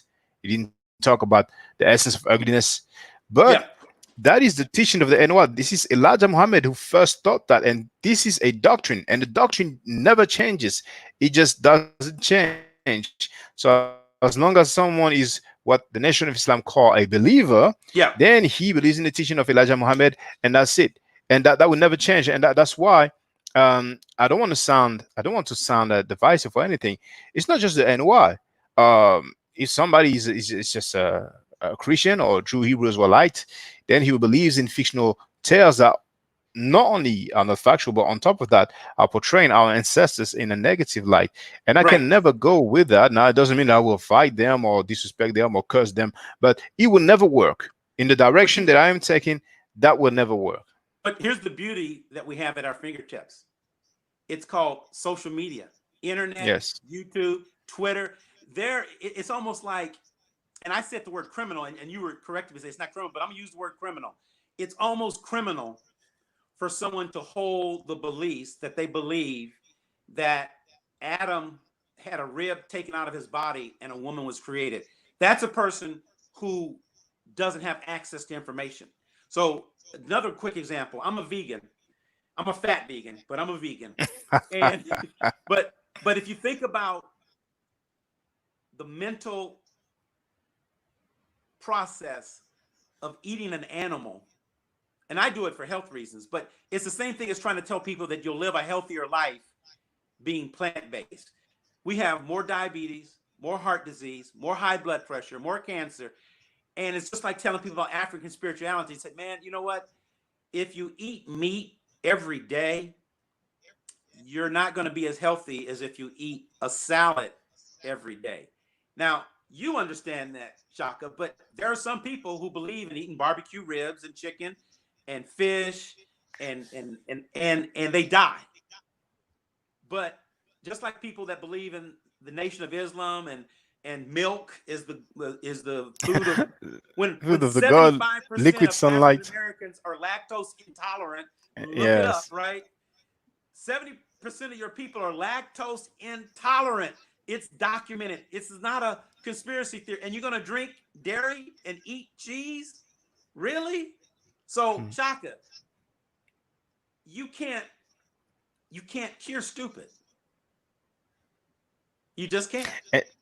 And you know, one guy, I don't want to say his name, but he has quite a large audience on his YouTube account. But he was suspecting that maybe, and I think he actually shown some evidence for some sort of deals between the NOI and some manufacturers. But when Wesley came out and said that milk is liquid sunlight and it's the food of the god, you have to wonder, have they struck a deal? Did they make a deal with some dairy association? Yes, or some kind of, I mean, it's and actually, maybe I'm wrong. Maybe the connection was not regarding the milk, but regarding that Dr. Alim Mohammed or something like that, the one who said that you can cure. Well, it's still has to do with milk. He says you can cure milk. I'm sorry, you can cure AIDS with raw milk. That's what he said. Well, actually, for the record, I'm just going to tell people so it will not just be an allegation. You might scroll through his account, but he's called Mr. Enki. So if you type Minister Enki, you will see his account because his name says something like Sangrel. But if you type Minister Enki and you type in Wesley Muhammad or milk, raw milk, there's a few videos and he shows some alleged connection between the NOI or some NOI members and some milk. And I believe the trials for AIDS, people who did trials, but people can look it up. But go ahead, brother. Well, it's like, and let's get back to African spirituality and the ancestors I'm learning still, and I do believe my ancestors talked to me through God. God talks to my ancestors, and they talk to me. So I'm not concerned. But when you think of somebody like a Dr. Sebi, I don't follow Dr. Sebi, but are you familiar with him, that gentleman, the alkaline Of diet? course, of Okay, course, of course. I've always had some. but you know, it's I mean, better the than eating meat. alkaline thing. It's better than eating meat, though, Shaka. Come on now, it's better than eating Yes, meat. yes, yes, So yes, we're gonna get there, and I get the alkaline. That's fine, but at least he's not telling you go out and eat a porterhouse steak. Okay, yes, so yes.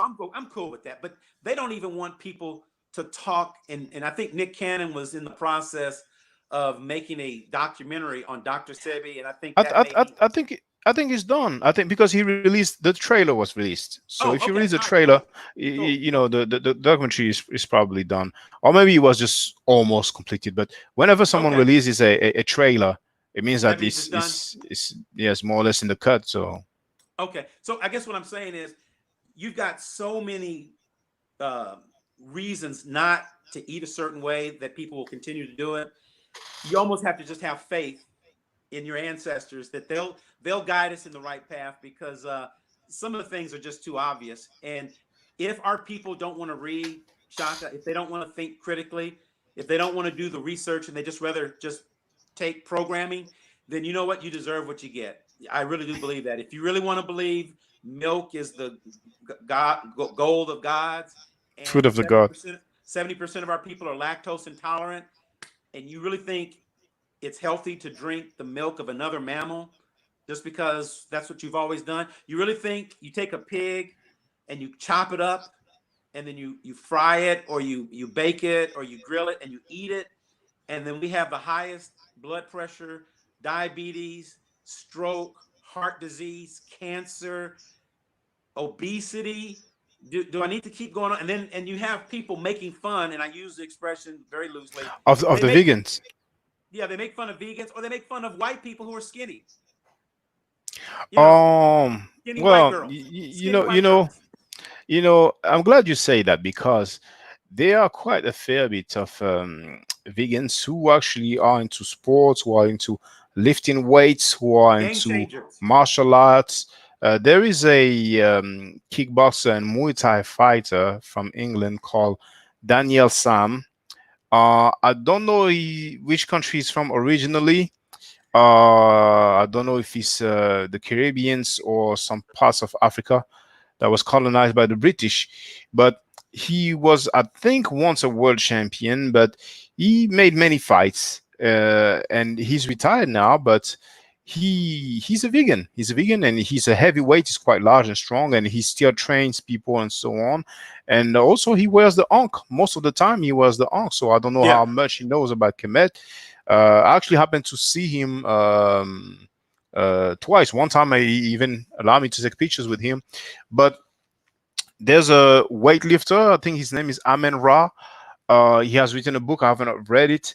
And there are some female also on Instagram who are quite thick, and they mentioned that they are vegan, yeah, and it's a good thing also because well, skinny is out of style anyway. Everybody wants to be thick. Everybody wants to have a shape and stuff like that. yeah, But this they can make fun of that. But this is a thing of the past, you know. I myself is quite heavy, quite large, and uh, you and that's the issue of protein. yeah, And I might have said that before, but many times when I tell people that I don't eat meat, they say, "But where do you get your proteins from?" And I tell them, I'm not an expert in biology and nutrition, but I tell them it's protein and nearly everything. In fish, you have quite as much protein as you will have in meat. Now, maybe there's more in meat, or maybe the one in meat is more potent, but this is not an issue. People tend to think that if you don't consume meat, then you just lack in the proteins yeah, needed for you to function. But this is a very important thing, what you have addressed, the yeah. nutrition. And that's Well, the reason Howard, why I say, yes, go ahead, brother. no, no. How can you fight for empowerment? How can you fight for injustice? And your child, how can you be there if you have a heart attack?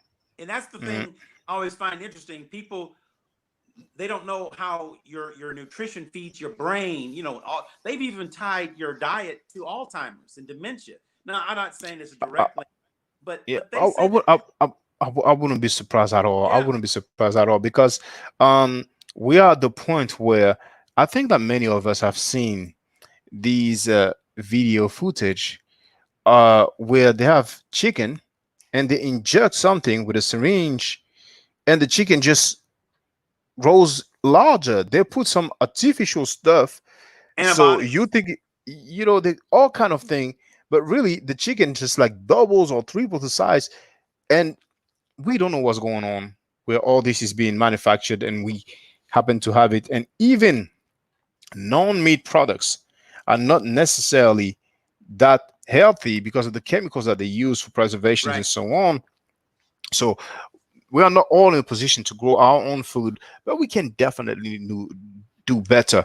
Uh, like you said, there's too many deaths because of our eating lifestyle, and it's a shame, and we must try our best It's to put an emphasis on that. well, I was the point I was making eventually was you remember we're talking about the black media, and I was going back in African spirituality how one dynasty tries to wipe out the other dynasty because they want to tell their version of events, and that's where I was getting to with the black media. If we don't create ours from the grassroots, not from mainstream media, the chaos that you talk about, we can very easily set up a punishment mechanism in the black media so that those who go outside the lines that don't stay on code, the black media, the true black media, can get them either back in line or push them to the side and say, look, this is not what we stand for. But as long as we don't have a platform, it's always going to get distorted through mainstream media. They're not gonna promote a Dr. Sebi, for example. They're going to make him. And I know what little bit I know about Dr. Sebi. I think there's some controversial aspects of his life, or how many times he's married, or things like that, which once Oh, again are that doesn't bother distractions. me. That Yeah. doesn't bother me. I mean, um, Well, they'll use that as a I, distraction. I understand, yeah, but I mean, come on, these are things that happen. You get married. You can be one way or think one way at a Yeah. certain age, and over time you might think differently, or sometimes things just don't work. That's Yeah. not a big issue at all. But now, if people want to say, well, during the end of his life he was smoking weed, or maybe he's been Yeah. smoking weed, that's debatable. But Yeah. my main issue with the claims are that he could cure everything, particularly AIDS. I never believed that. I never seen evidence of that. But besides Yeah. that, from the few videos I've watched of him, I see him as saying more or less basically the same things that Dr. Laila Africa was saying. Yeah. And Laila Africa, for those who don't know, if you don't know Laila Africa, I'm it not has familiar. plenty. Oh, you're not? Oh, I'm not brother. familiar with her. Well, I really recommend that you watch What's the his name again? video. Lila Africa? Yes, I'm going to type it in the chat. Okay. Uh, for strange reason, Laila is A it's French a person? female name, female like Arabic or name from the Maghreb. Leila, that's the way it is. Okay. But I don't know why he chose that name. But that's I've just put his name. He actually passed away um, like a couple of months back.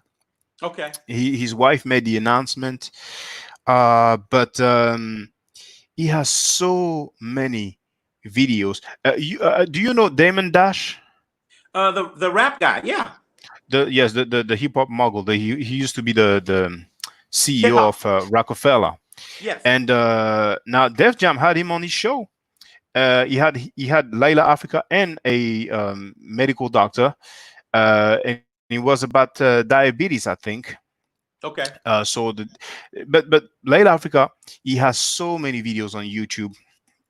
He addressed so many things, and what's interesting with him is that he used to address the nutrition, but also the symbolism, uh, white supremacy, habits, uh, imagery, symbolism, and so on. So the psychology, basically.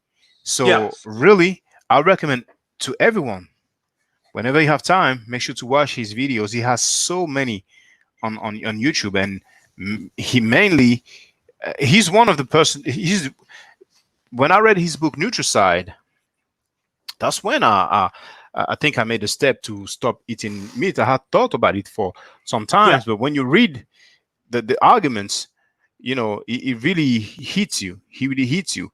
and even gave the advice of not drinking while you eat. Right. For me, it's difficult because I'm so used to drinking when I eat. But Yeah. after I read his book, I think he recommends in the book Nutricide, he recommends to wait at least 1 hour. And I remember when I was living in England, I managed to do that. But then after a while, I let myself go, and now I Yeah. still do. But that's just an example. There are Right. so many habits that we have. I mean, his book Nutricide is very good, and African Holistic Health is probably the most popular, but I haven't read it yet. But You, he was a great brother. you know what? I would venture the guess African spirituality and nutrition probably did not involve a lot of eating meat. Well, that I don't know. I cannot say for sure, but um, the thing is that our ancestors had so much knowledge. When it comes to Kemet, it's very impressive because of the things they did. But what's for sure is that we have the data today, and even normal doctors, white or black, now they advise people not to, well, at least in Europe, in France, I don't know in America, but they advise people not to consume meat more than twice a week. Oh And no. Oh no. and well, in France, that's what they do. And the World Yeah. Health Organization, that was a while ago, but they said that well, in French we say charcuterie, but it's like the red meat. They said that it causes cancer. That's the Oh World no. Health Organization. No, but that's worldwide. The World Yeah. Health Organization. That's let me look for it, but I'm pretty sure I will find it. But Here, this is here, a here in the United States, they do have uh, comments to that effect, but there is no doctor, normal doctor in the United States that I'm aware of that has counseled people to not eat meat on a regular basis. I think they'll say moderation. I think they say moderation, but they never say 2 or 3 times a week. And they definitely don't say it causes cancer, even though there are competing studies that show that the Dairy Association, the Cattlemen's Association, the lawsuits that would generate, Shaka, if a doctor said that. I'm talking about a normal doctor in a medical school, teaching medical students saying meat causes cancer. no, no, They're no, not going to say not that. not just meat. We will Yeah. have that word in French. It's called charcuterie. In English, that you call it red meat. Yeah, red meat. But Yeah. yes, so it's just not all meat. But Yeah. Well, even red World meat, Health because Organization. I, Now I I think it's haven't read that one, but yeah. yes, go ahead, brother.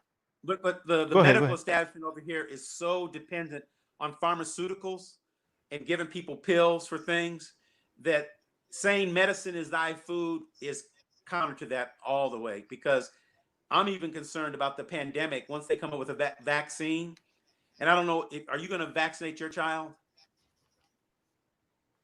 Well, I have already, Okay. Okay. and because it is mandatory if you want to send your child Right. to public school. Same here. Same here in the United And States. Yeah. yes, You got to get a waiver. at this point, at this point, we cannot afford to do homeschooling. Right. So I would have preferred not to, but I don't see vaccines such as a excellent thing. But on the same note, I don't see it as bad as some people claim Yeah. it to be. Well, But but hold on, brother. yeah. Just want to just this one there, just for the record. Yeah. So hold on. World Health Organization on Is it 8:30 there? no, it's 9:30 p.m. 9:30. Okay. Red meat causing cancer. So I've shared the link, and I'm just going to share the screen just for the people because maybe they're not aware of that. Now I wouldn't be surprised if it was not too well. This is the kind of thing actually. You see, I don't watch TV. Yeah, I don't either. And the news that I get is on essentially on websites. Yeah. And over the years, when I used to talk to my friends and say, "Have you heard of this? Have you heard of that?" I realize how much the news that you have on the websites are not the ones that they talk about on the TV. Right. On the TV, they talk obviously about the more major stuff. And the But ones that there, sponsors, the one that sponsors will pay for, like the meat industry. exactly. And there, here, it says, I hope it's not too large, but this is the World Health Organization's website. I've shared the link so people can verify. And it says what type of cancers are linked or associated with eating red meat. And it says the strongest but still limited evidence for an association with eating red meat is for colorectal cancer. There is also evidence of links with pancreatic cancer and prostate cancer. We have three different types of cancer. Yeah. And even the next question says what type of cancers are linked or associated with eating processed meat. And it says the IARC working group concluded that eating processed meat causes colorectal cancer. An association with stomach cancer was also seen, but the evidence is not conclusive. Now, even though here they said that it's not conclusive, they did not say that prior. And there are other. I mean, this is a Q&A, so just for the record. So if brothers and sisters, if you eat red meat, pay attention to that. This is the World Health Organization. This is not me. I'm not making it up. I'm not making it up at all. No, they've got those same things here in the United States. The only difference is, remember, the advertisers and the trade associations, they pay lots of money for these studies, and they'll have a counter study that says, yeah, but if you just eat meat that's grass fed and the animals they knew each other Of and course, they're buddies, of course, yeah, of that course. meat is I mean, better. that's their business. That's how they make a living, and I understand that. But it's important for people to be aware of those things because it will ultimately save a few more lives because the way we are eating. I mean, even if the meat doesn't cause cancer, there's the issue of junk food. And in America, I've been to America. I have family over there, so I've been there for holidays. When I was younger, when I was a teenager, I used to think that you were lucky because the junk food is so cheap. Yeah. McDonald's and all the, I don't want to make advertisement, but all these junk food joints Fast food. in France, they are much more expensive. But on the long term, it's bad for health. And it's one of the reasons why America is the nation with the most overweight, the largest amounts of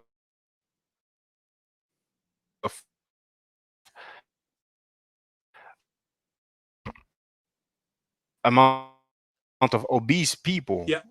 Overweight, yes, but I mean, there's overweight and there's obese. No, we got obese. We're obese. That's not the same thing. I mean, I was very impressed. Cousin, and she was pointing. She was talking, pointing, and it would, and so we tend to eat so much junk food as a people. Yeah, it is just alarming. Now, if we add that to the tobacco, yep, the different drugs, yep, and the alcohol, opioids, then our life expectancy, without even talking about police brutality and all that, and this is a very, very, very important issue. And you see, Brother Polite, despite all the accusations made against him, for many, many years, he has stressed the importance of eating in a healthier manner. I've heard his podcast maybe once or twice. Is he an African spiritualist? Is that his take? Is he onto that? Well, from what I can see, from what I understand, he's definitely not into the Abrahamic belief system. He's definitely not. He's more into the traditional African way. He was at one point, I think, a Nubian because he's married to, well, people say that he's married to one of the daughters of Malachi York, but he has his own organization called New Covenant. Okay. At one point, it was booming. Now it seems that there's less members, but he has changed his demeanor a lot. He used to dress traditionally, African traditional clothes and stuff like that. Yeah. And all his wives, because he had three for the longest. At one point, he even had four, Okay. but all of them had afro natural hair. Now we see that they have straight hair, or they. I don't know if he's relaxed, but you have those things. And now he's like, and I'm not saying it's a bad thing, but he's just in those very expensive places, front seats in basketball game that cost so much money, just Okay. flashing money a lot, driving very expensive cars. So a lot of people are Okay. kind of distance themselves, and also those kind of things will make people very jealous, Right. very, very, very jealous, because he's showing that he's living it up. But Yeah. besides that, it might be one of the reasons why there's less that his organization, New Covenant, is less visible. But Gotcha. to make the long story short, it appears to me that he's definitely more into the traditional African ways of life, even though he believes that extraterrestrial played a part in the construction of the pyramids. But at the end of the day, nobody's perfect. Nobody's Right. perfect. He said that on tape publicly. Yeah. But Right. nobody's perfect. I'd rather Yeah. someone believes that than all Yeah. the other things that Well, it Africans are can't be living in any jungle worse lifestyle. than a white man in a sled with magical reindeer dropping Yeah, toys through a chimney all at the same time, so everybody gets the toys at the same time, or the tooth fairy or the Easter bunny. Close your daughter's yeah. ears. I don't want to hear this part. The Easter bunny, the Oh, tooth she fairy. can't hear you. I have the earphones, Okay. but she couldn't understand anyway. We speak to her in French most Okay. of the time. I try to speak to her in English sometimes, but when she would Yeah. speak, then I would You definitely know, speak English uh, to her. are you familiar with Montessori education? Because it was started in France. No, what is that? It's a school educational system that Maria Montessori. Look her up. I bet you there'll be some good Montessori schools there in France that you could take your daughter to. My daughters went to Montessori school here in the States, and it's a different way of teaching, and it's very pro child. It lets the child uh, develop their own strengths and their abilities at their own pace. It's not as structured. They don't have grades, but they give you the freedom to kind of develop your own personality with learning. You have more of a thirst for learning, not trying to get an A or a B or a C. You're more like trying to, like my daughters today, when we go places, they really read and try to understand. They're not just going through the motions. So it really gives you a hunger. But it started in France, Mm, and it's her name is Maria Montessori. If you look it up, but it's some I mean, back in the 1800s or whatever. But it's very okay. popular over here in the United States. Just All right. as a that's Well, it. I will see. Um, I don't want to sound like I'm living in misery, but that will obviously come with a price. I understand. Yeah, wait a minute. So, Wait a minute. Let me joke with you. I'm a joke. Now you're very serious, and I'm not as serious. So I'm making a joke here, Shaka. I'm making a joke. Okay, you ready? go Ready for ahead. my joke? All right. I'm ready. So the universe will give you what you give it. When you put out negativity and doubt and concern and I'm broke and I don't have, the universe will help you fulfill that to which you speak out there. So when you speak out, what is it? A scarcity mindset, you get back. Oh, well, so if you say you claim it, right? Spiritually, you claim, you visualize it, and you got it, man. You got it. So if But she's gonna go but to a that's Montessori school, she's going to one. but that's a belief. It's not a belief. Well, don't you want I to be a don't believe that. millionaire? I know it. I know it. It's not a belief. Fine. I know it. But don't you want to be a? Wouldn't you like to be a millionaire? I am a millionaire Really? in my spirit. In my spirit. No, I'm talking about financially. Financially, I'm a millionaire in my spirit, and that's good enough for me. All right. And then you say you live in a delusional world, but no, if it is for me, it will be with me. It will. Well, If I'm it's supposed it's to it's have it, it's it's not a requirement anyway. I mean, people can live very good lives if they're not millionaire. But I mean, I'm trying to be positive, but I'm trying to be realistic as well. Well, but I'm let not me trying ask to you this: sound when you say realistic in whose mind? Because in our my minds mind. have. In my mind, I mean, uh, But don't you we know. put barriers? Don't we put barriers and cages and fences around our mind because we can't see beyond certain things? We can't even imagine that, and so you'll act Oh, in. I have vision, brother. Don't get me Yeah, wrong, but yeah. there's a reality also. You know, financially.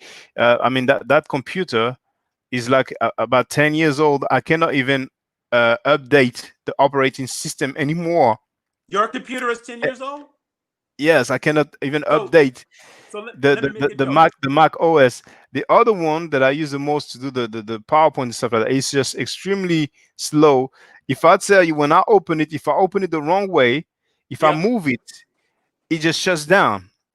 It's like, you know, So but I don't want to go over that because everybody have problem. But here's your and assignment. that's just two examples. That's just Your computers. assignment. It's not Your just life at assignment. all. Your assignment is to get in touch with Karen Hunter.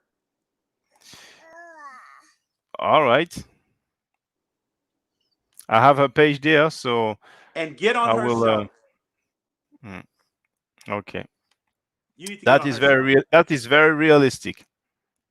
So I will look for a way to send her a message and ask her if she She'll will have have you me on on. there. Send her Yes. some of your videos and just tell her that you want to be she does a class with Dr. Carr every Saturday morning.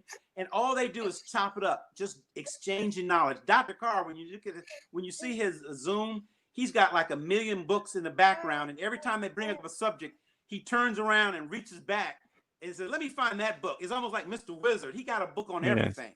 And Mm. so, but that type of knowledge, you're a young man. He's older. You would be the one that you would be somebody to pass the baton to. So you can send your kid to Montessori school and buy a new computer.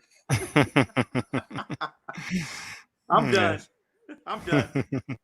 I'm gone. But Good talking to you. I would definitely send her a message and ask her if she wants me in. Yep. That's very realistic. That's achievable to Yep. do this attempt, and I would definitely do it after the live stream. All right, man. Hey, good talking to you. Thank you. Likewise, brother. All right. Take care. All right. How refreshing. How refreshing. Now, there were many comments left in the chat, and hold on. Well, I will go through them. So where was it the last time?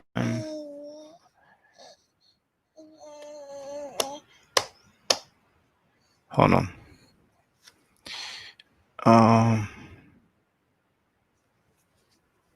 I really enjoy the participation. I really enjoy to communicate.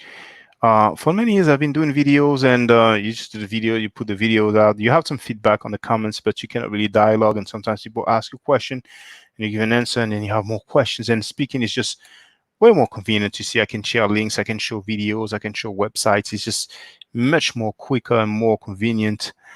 I like to know what people think, and I'm learning things, also. I don't know it all. No. Mm. So yeah, that's where I left off. Kexa wrote, I totally agree with the caller. So that's brother Inspired One, elder brother who was there, just talking with me for a good while. He wrote, we must support our African scholars, including monetarily. I just gave a little because I had some to spare. Every little bit helps.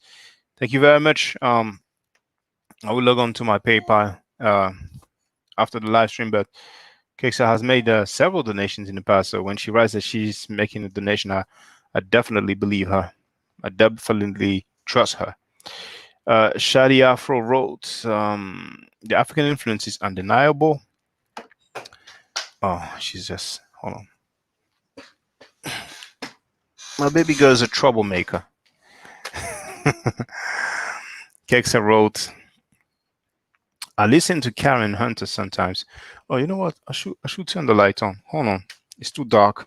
So the quality of the video will not be great. So hold on. Lightning is very, very important.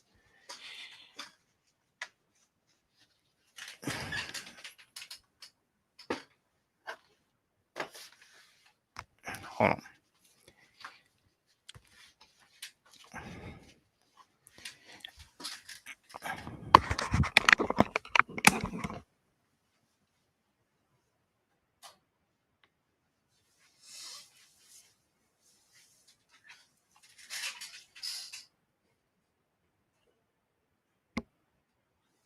While I'm at it, I might attempt to put that thing back up.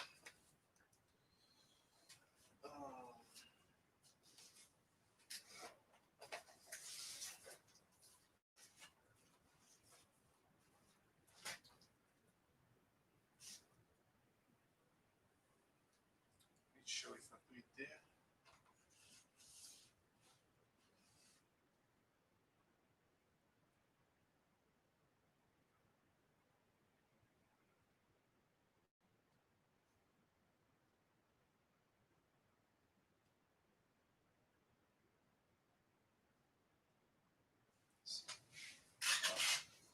Let me just put something so it doesn't fall again.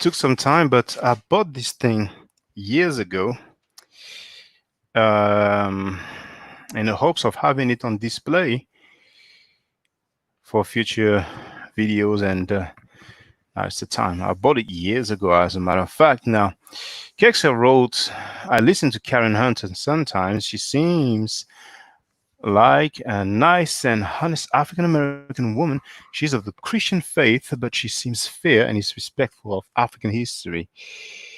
RP wrote, I like her channel too, just found it. Chanda? Back then it used to be Sow the Seed with Chanda, but now it's shortened to Sow the Seed. Chanda is shorter, so if you don't take any offense at that, I think I might call you Chanda, but that would confuse everybody. They would be like, who is he talking about? I don't see any Chanda. So let's stick to Sow the Seed. She wrote, thank you, Shaka. Donation sent. Dope chat. You guys have a good day. Thank you very much, Sow the Seed. I also trust that you did as you have said. It's appreciated as usual. Kexa wrote, I really appreciate this caller calling in. He made some great points. Thank you, brother. And thanks for having him on, Shaka. Now, I don't know what she's trying to do, really. She keeps turning around.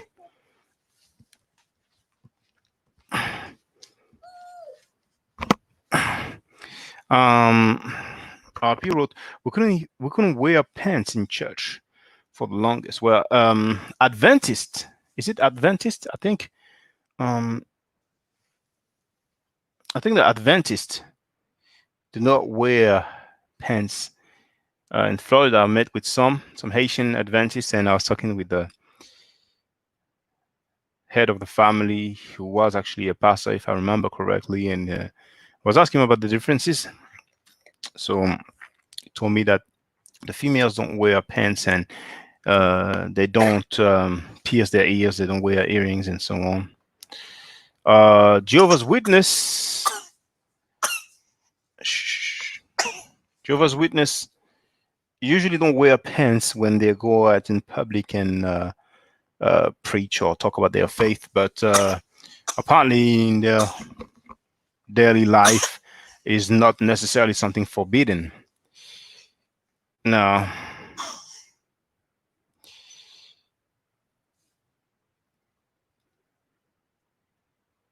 hold on. Now this is a sow the seed and RP talking to one another.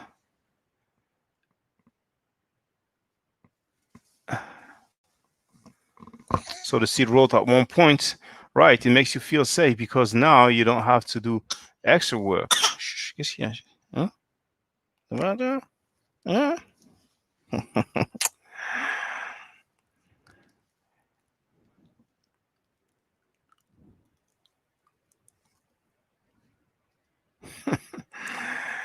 Now, so the seed wrote, learning the facts means now you have to start researching. 7 of 7 wrote teach. I almost said preach. Tu rigoles, toi? Tu rigoles? Kexa wrote, she wrote, I've missed some of the convo. I'm doing stuff in the background. But from what I heard, it sounds like a good discussion.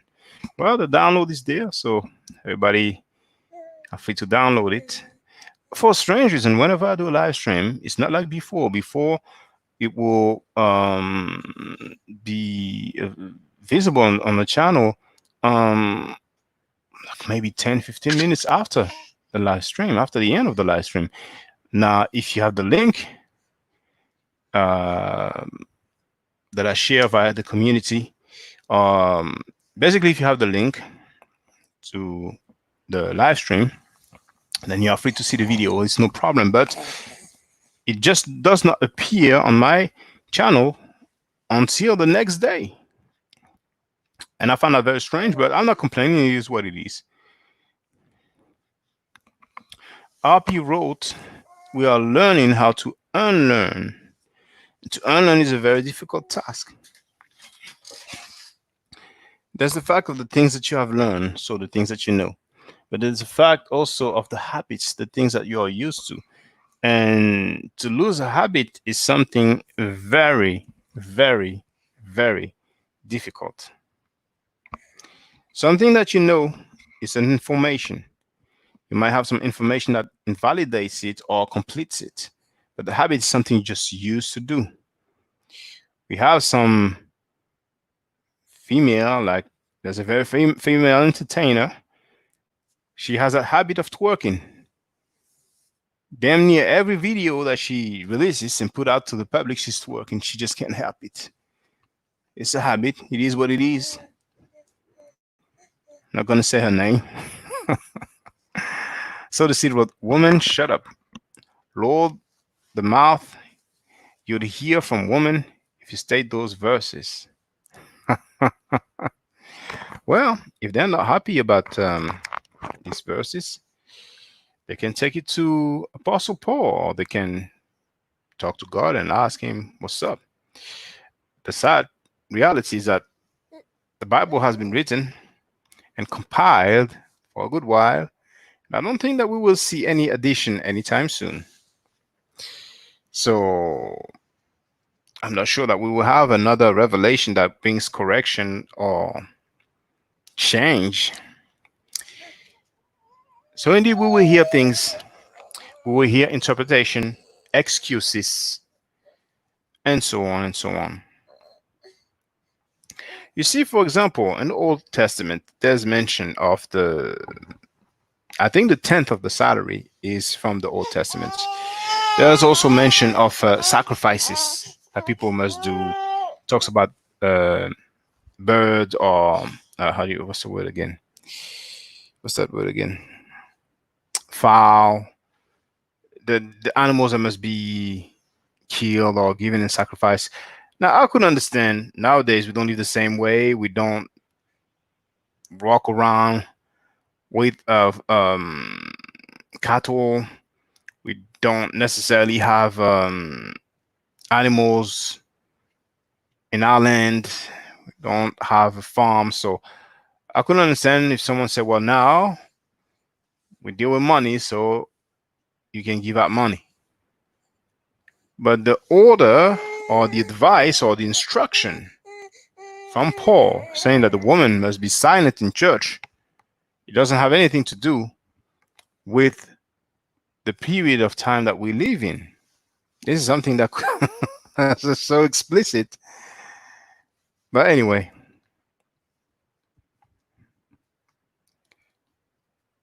so this wrote, I definitely want to go to that trip with Anthony Brother. I didn't know that he was making trips, but he's digging. He's been digging in Egypt for many years now. But maybe he does trips and I'm not aware.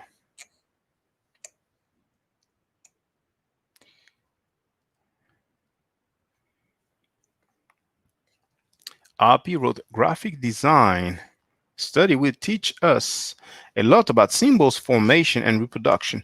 I appreciate Mr. Browder. He's a graphic designer by original trade. Oh, I didn't know that.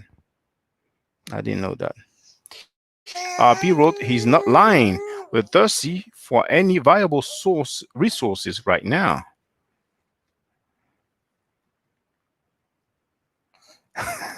Kexa wrote, yeah, Dr. Ben Carson is a surgeon. I'm sorry, a surgeon is Trump's head of housing, which makes no sense. The caller is right about men in the NOI. Although I don't agree with everything with the NOI, they are doing something right with trying to grow strong black men. You see, about doing right, Pan Africans usually like to say, well, that brother says some good thing. That brother does some good thing. But if at the same time the brother teaches that Africans are living a jungle life, that invalidates whatever good he does, in my book.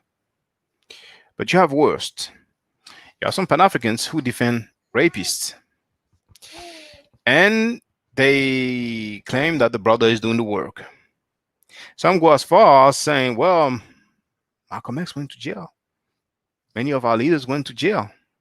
Malcolm X didn't go to jail for raping. Because you have some people who were convicted of rape and went to jail for that. And they are defended and supported actively, at least in France. And it's real sad.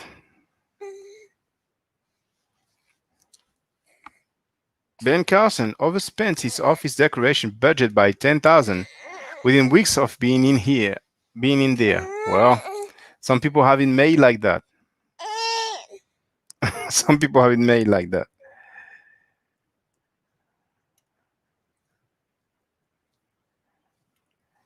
Now, I'm scrolling through a few messages. That's why many of us don't listen. You can't convince people by calling them dumb. Yes, that's very, very, and dumb is way better than other terms, other profanities that I've been reading for the longest.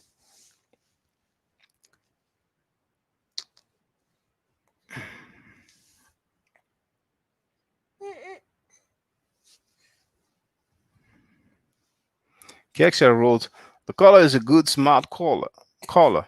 Enjoying the convo. Oh. Tiens.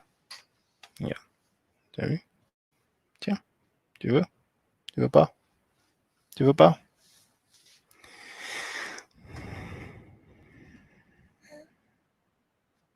RP wrote, that's why Neely Fuller Jr. says, no name calling, no cursing. RP wrote, I can't help but fall asleep with a sleeping baby in my arms. And RP said, just like she told us in the live stream, don't try to reach people that aren't asking questions. Well, she meant teach. She corrected that later on. Now RP is asking, I didn't know about that. She's asking Kexa if it's true that BAIO is split up between Kala Genesis and Holy. Now that's Black African Infrastructure Organization. Well, I don't know Kala Genesis, but I remember hearing his name, and to me, it was like one of Holy's closest friend. So the seed wrote, or they may think it's the end of times, like the Bible says, and what his teaching is from the Antichrist.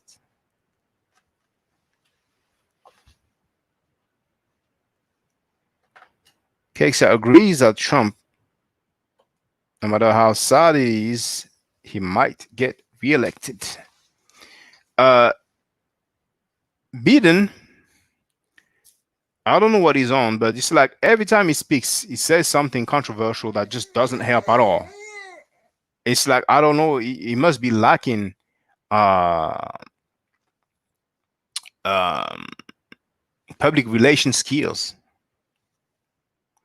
He said, if you're not black if you vote Republican.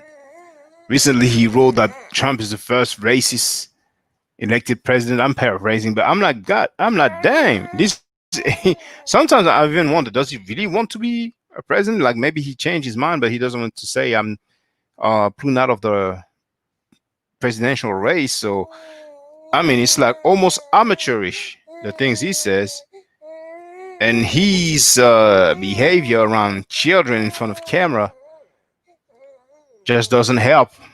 That's my main issue with him. Videos are there on YouTube, everybody can see.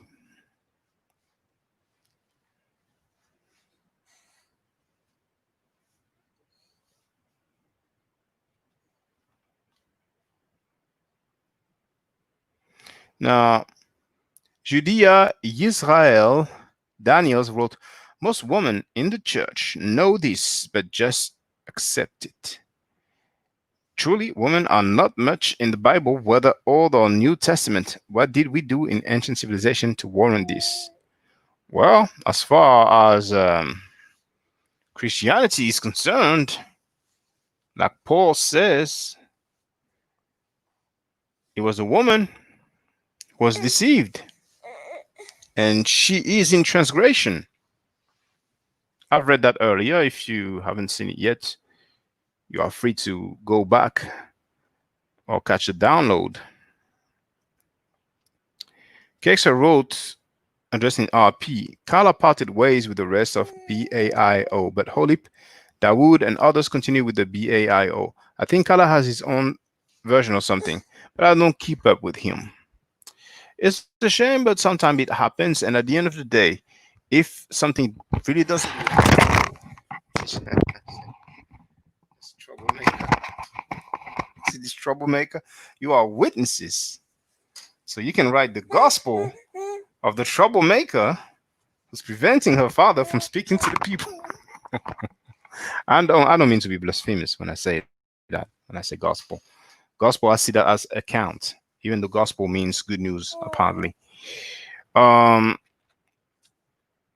Yes, if something doesn't work, eventually it's best to part ways rather than remain and things being dysfunctional.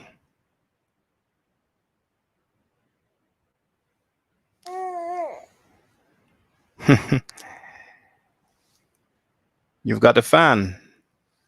Tu as un fan, toi. Tu as une fan.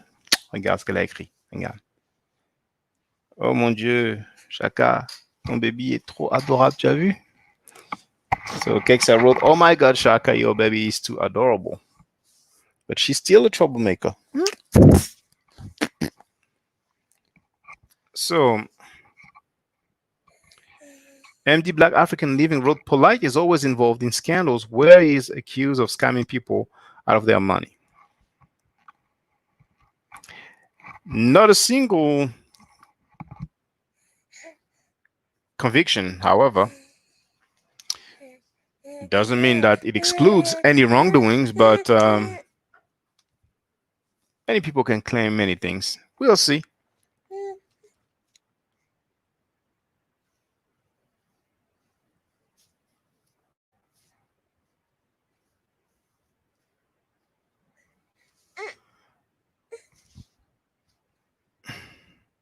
Kexa wrote, Montessori school is good. I went for a while. It allows children to think for themselves instead of just memorizing things they don't understand.